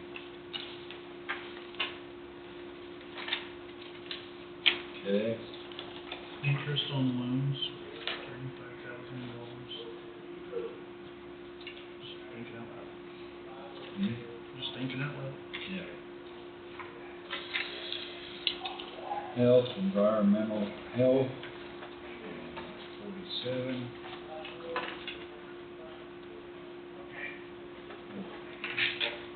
$30,000, which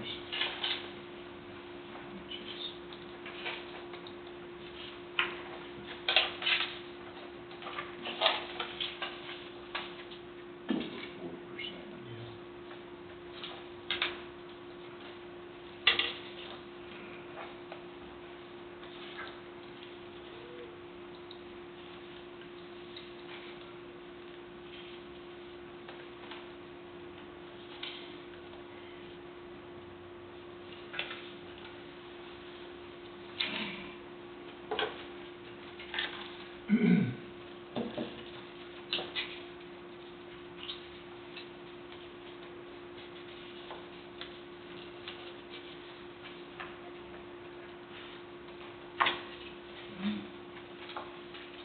a list of where the numbers come from.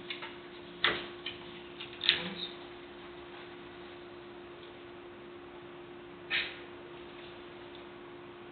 Personal services How are much up repairs? 5.4. Pardon me? The personal services up 5.4%.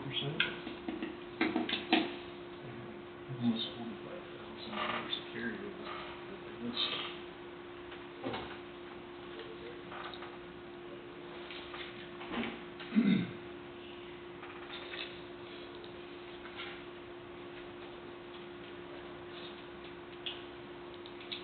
So Angie, this carried over because $900,000.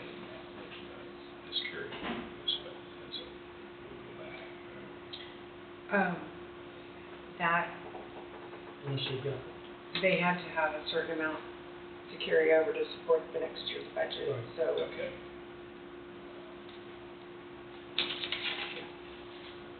That's what she's estimating. She doesn't know if that's what it'll be. She's just Right. estimating. Okay.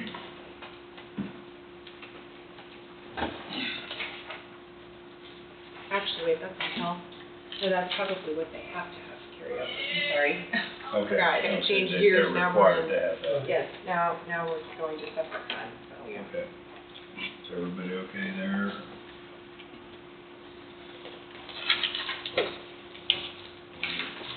$48, Crosswinds Counseling and Wellness.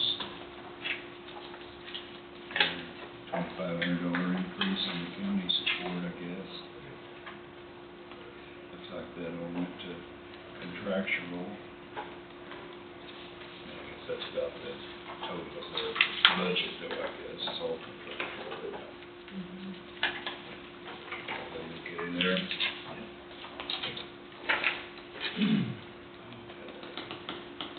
49, not there yet, who's that?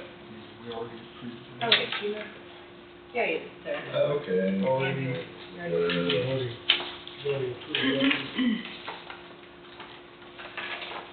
So 49's ambulance.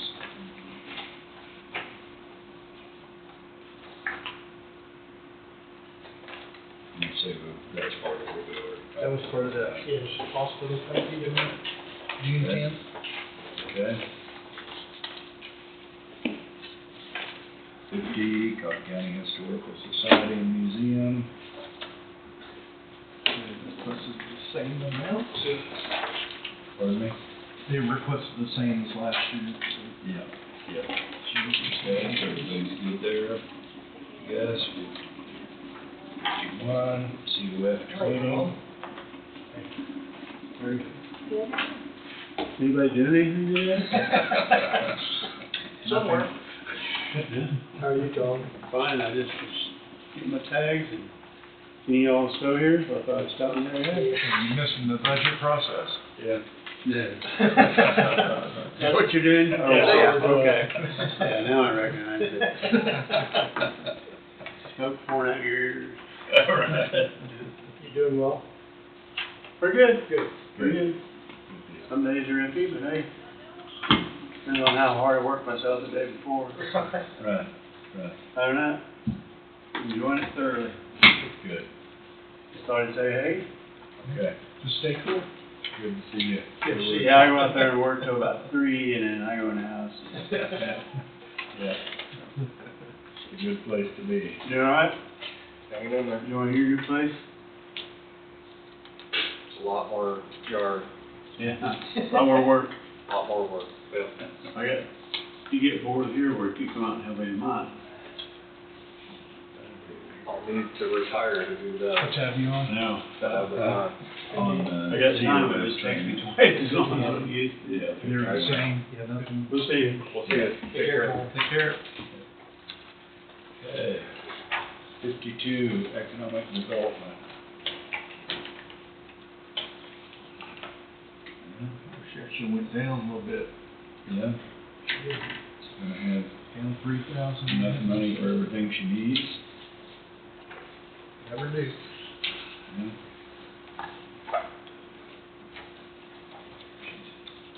All right. 53. There's the budget for the hospital. I guess. Still be part of what we wanted to work with, I guess. Okay. 64. Library, Coffee County Library.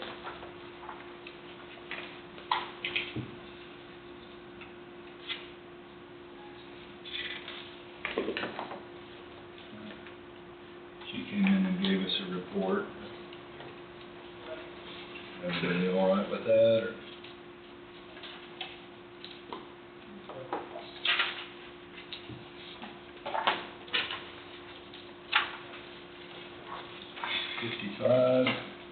CCL, employee benefits. Can you tell me what that is? Oh, Coffee County Library, Okay. they budget separate for their benefits.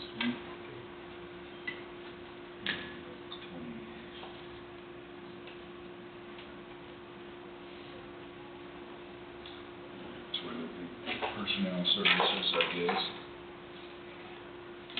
Everybody okay with that? 56. Suffolk County Conservation District cost share program. Stayed the same. Guess we're okay with that. 57. Highway.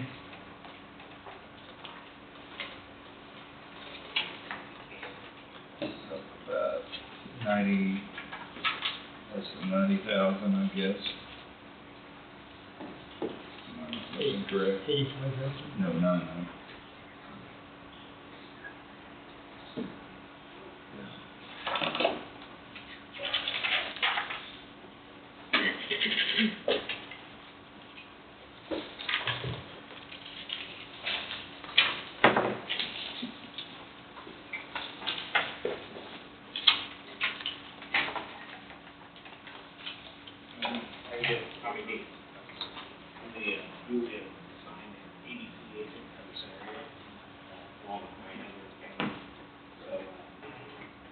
Everybody good there?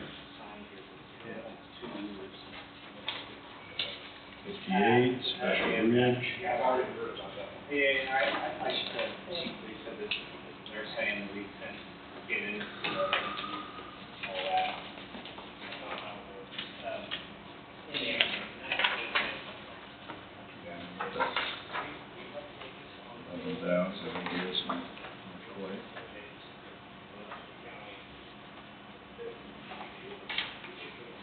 Everybody okay there?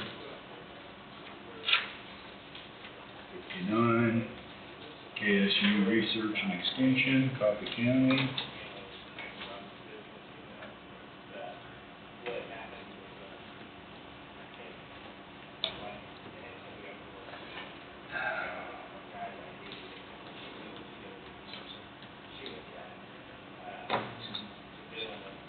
She talked to us, didn't she? Jill.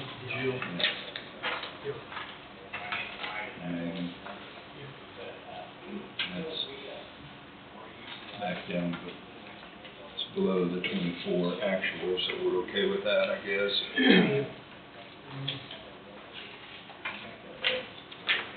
60, noxious weed.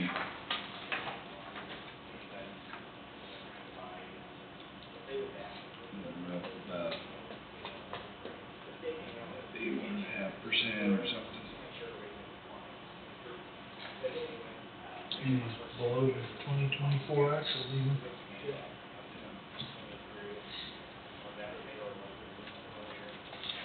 We're okay there? 61. Employee Benefits Department. So I suppose a lot of these are pretty well fixed costs, aren't they?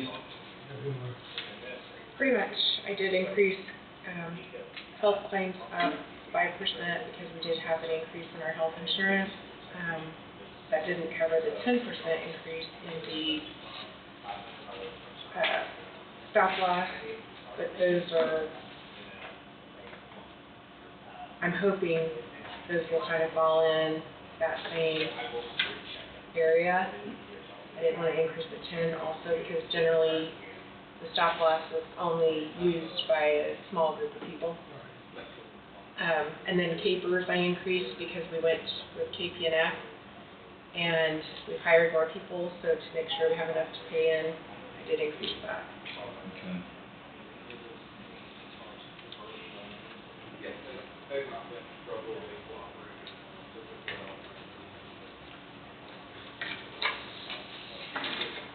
Is there a reason for the unemployment, the big spread between the two, between the 24 and the 25? Looks like 24 is 8,400. We generally always budget 25,000. We don't always use 25,000. Okay. Sometimes we use more than 25,000. So last year we didn't use much. Okay. Or in 24, yeah. Okay. So. Are you ready to move on to 62? That's an unknown. Yeah. Coffee County Fire District number 1. County supports.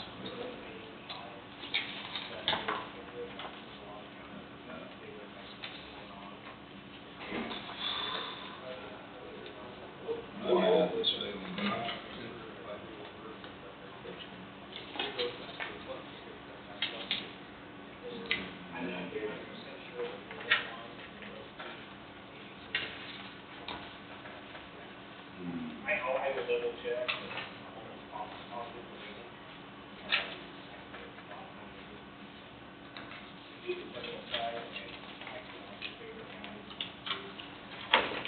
Why did you change in administration? It's $38,000.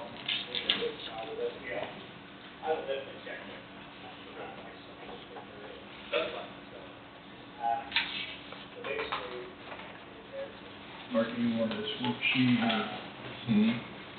Or you want a worksheet? Some money going to Setna, it looks like. Oh,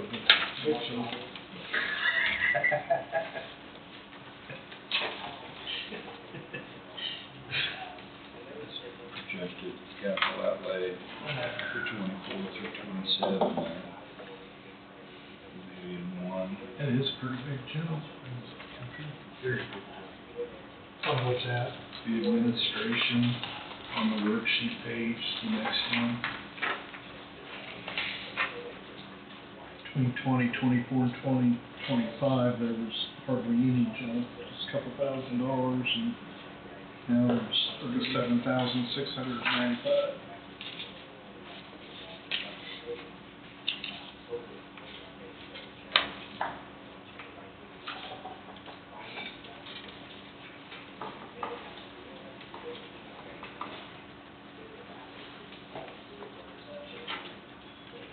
part of it, then, part of it insurance.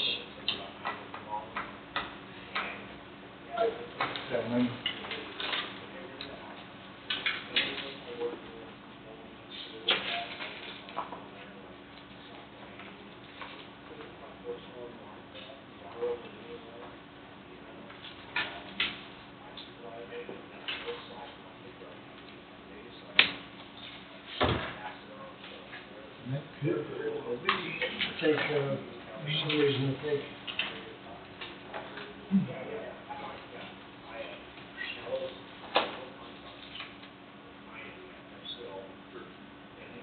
Because that would be, that would be salaries and insurance. I don't know if administration costs, is that just personnel payroll or is insurance in another category? Back here, it looks like 6185 section, they got the insurance listed there. And there's a pretty substantial increase in it.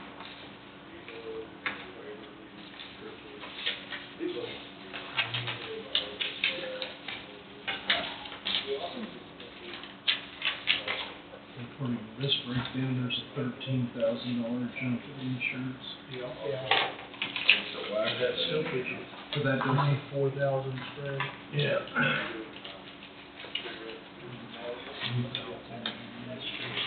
So what about,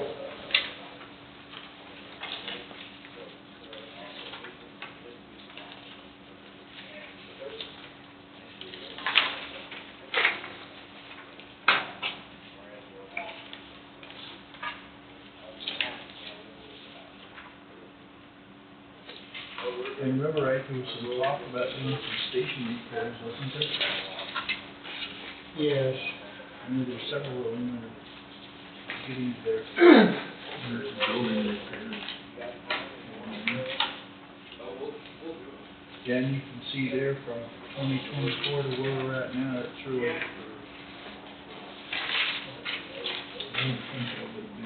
Contractual and commodities, things went up too, so.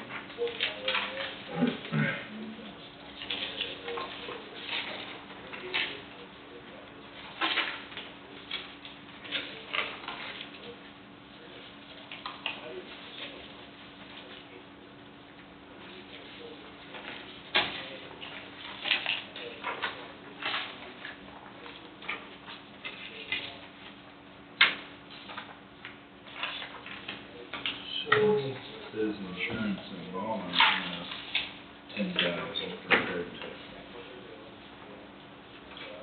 25. Yeah.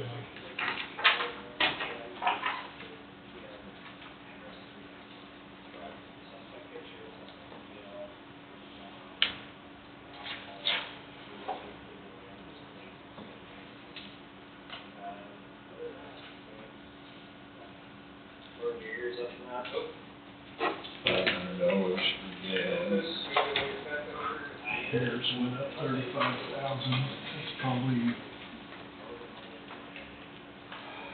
Getting into it, I know. $5 million. under contractuals. Trash, right? I suppose it all adds up.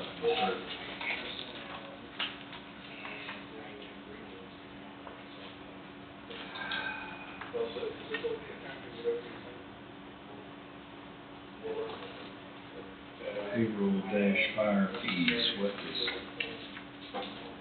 that mean? That would be, your calls, which one is it? On page 3, it didn't change that much, I'm just curious what that was. What page were you? 3? Yeah.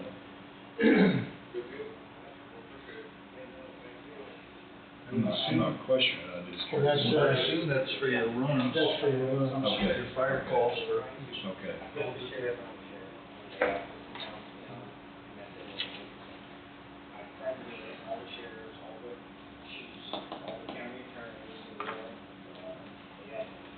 What's this? Payroll district clerk. Yeah, there's 8,000. 8,000 administration.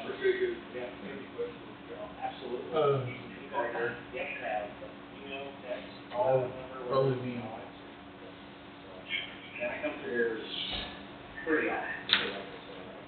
The clerk that works down there?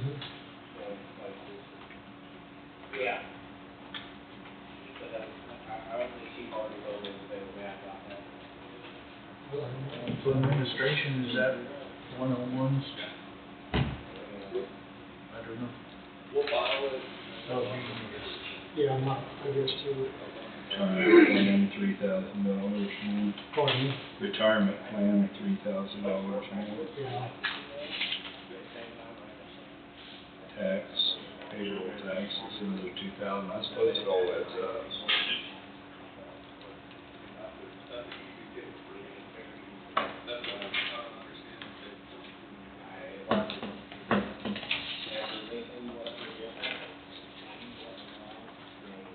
major equipment down there on 7201. Pretty big jump also.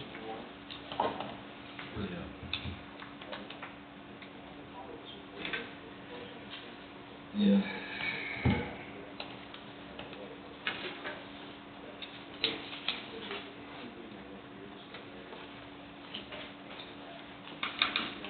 Are we good with that one? What do you think, guys?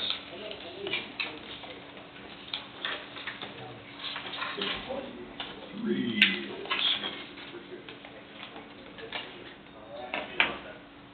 You guys have lunch?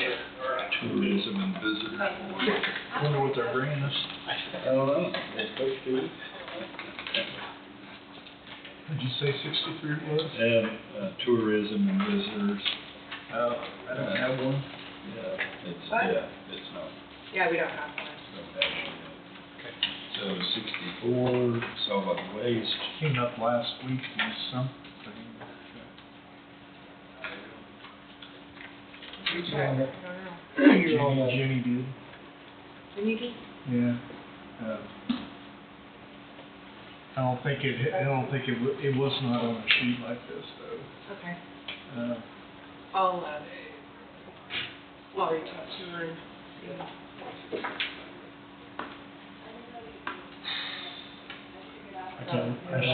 I don't recall numbers right now. Are you about blurred? Yeah. Did she come up with a number? Well, or did she just give a- the recommendation was, I think in the past, we've always designated it different things, but basically it has some different things, recommendations for how to use the money, but I don't think there was any specific dollar amounts. So,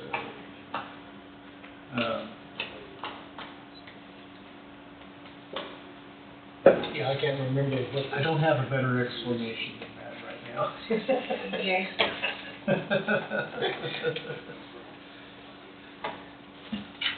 So I guess we're up about 2% or something on the solid waste, I guess, right? Less than 2%, and then adding that, can get my calculator out.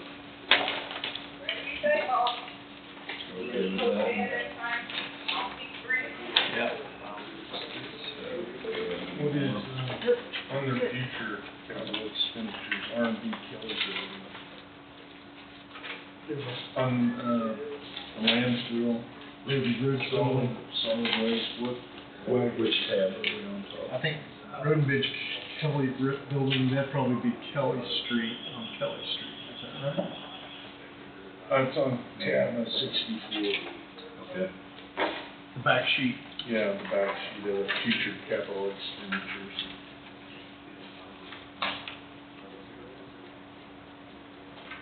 Yeah, that's Kelly Street, south of, the Road and Bridge, there's Sixth Street and Kelly Streets, right? Yeah. Now, which building that is exactly, I cannot tell you.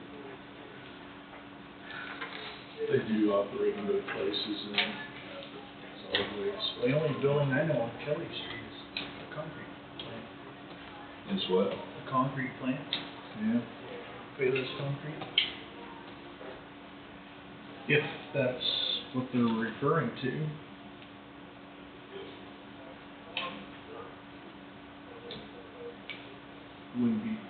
nothing with Kelly Park.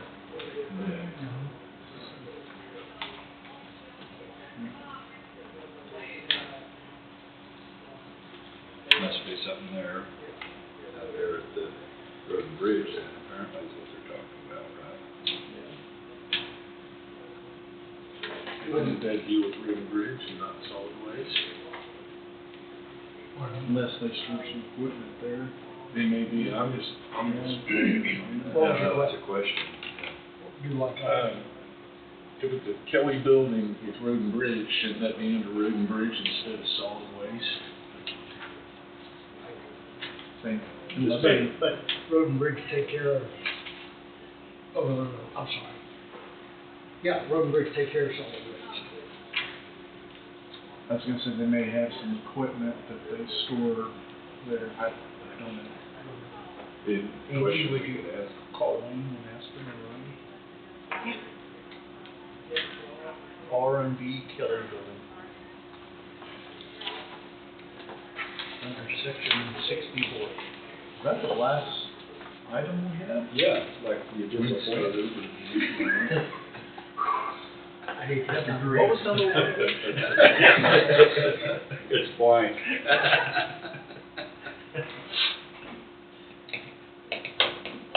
Kind of way I've been in the past, you start in and you think, oh my God, we're never gonna get to the back, and then all of a sudden, you're finally there, but. We've got some big expenditures. That's kind of the easy part. Now you gotta hear the auditor and then try to figure out how you can start cutting stuff or whatever. Which one do you want, Matt? So just, if you wanna know, With the 300. without the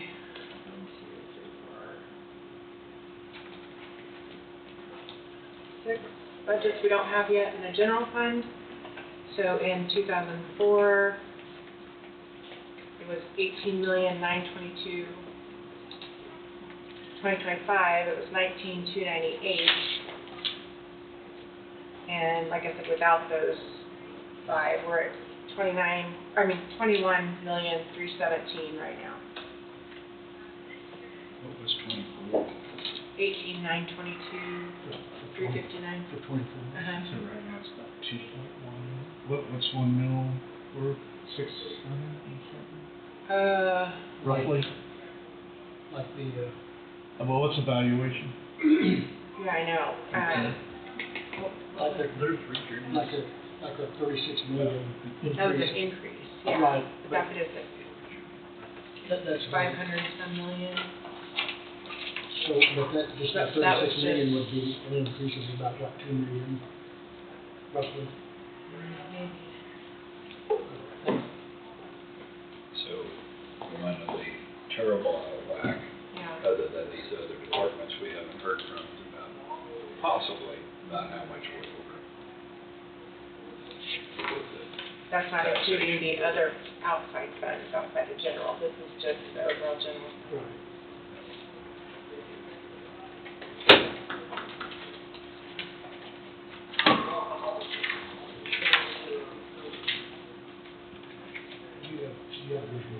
Haven't you mentioned 6? The Well- ones that aren't in there, no. From the general fund, 6, but 2 others from the outside, that, outside the general. What are those funds? And those are, oh wait, no, that's only one outside is tourism and visitors board, which I'll get that from Jenny. That's not very much. 7 from the general fund. Tourism comes from That's bedside. janitor, the fair building,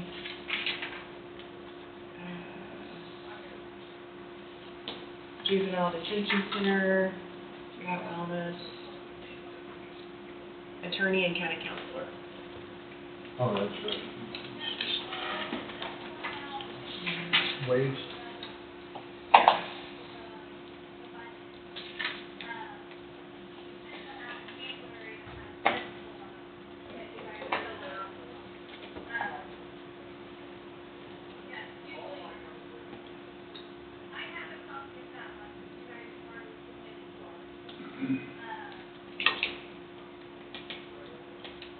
Well, it's nice the utilities came back up.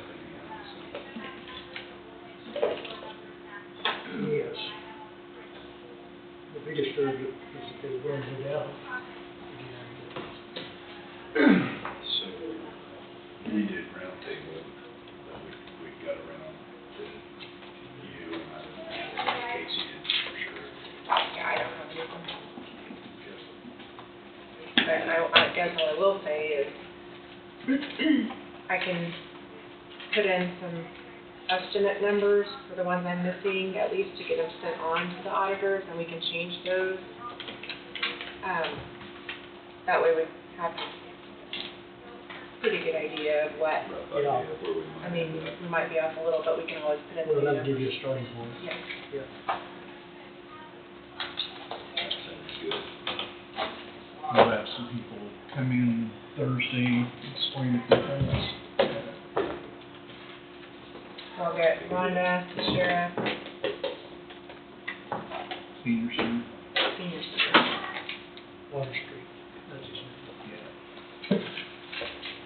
I don't just even know if remember I- his first name is Mark. Phone number, is his phone number on there? I don't know, but Eugene? I know where we can get it. Oh, you got it? Okay. I know, Craig's been like, I know a guy. yeah. And you want to talk on the, wellness?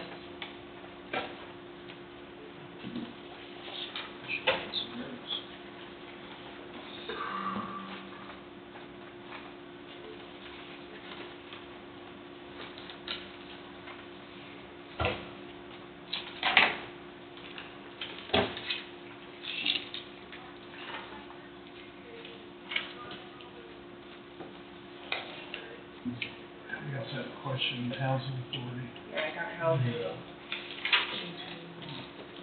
Sheriff, jail.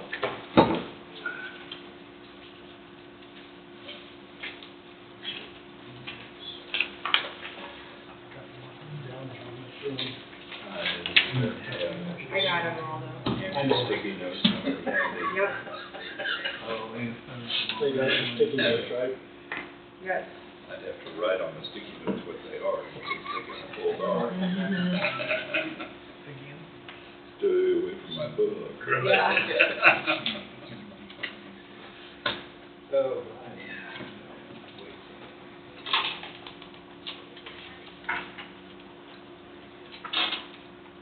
Anything else we need to do today? Lunch. So I guess we'll recess till Thursday, recess at 1:57. Thank you, everybody.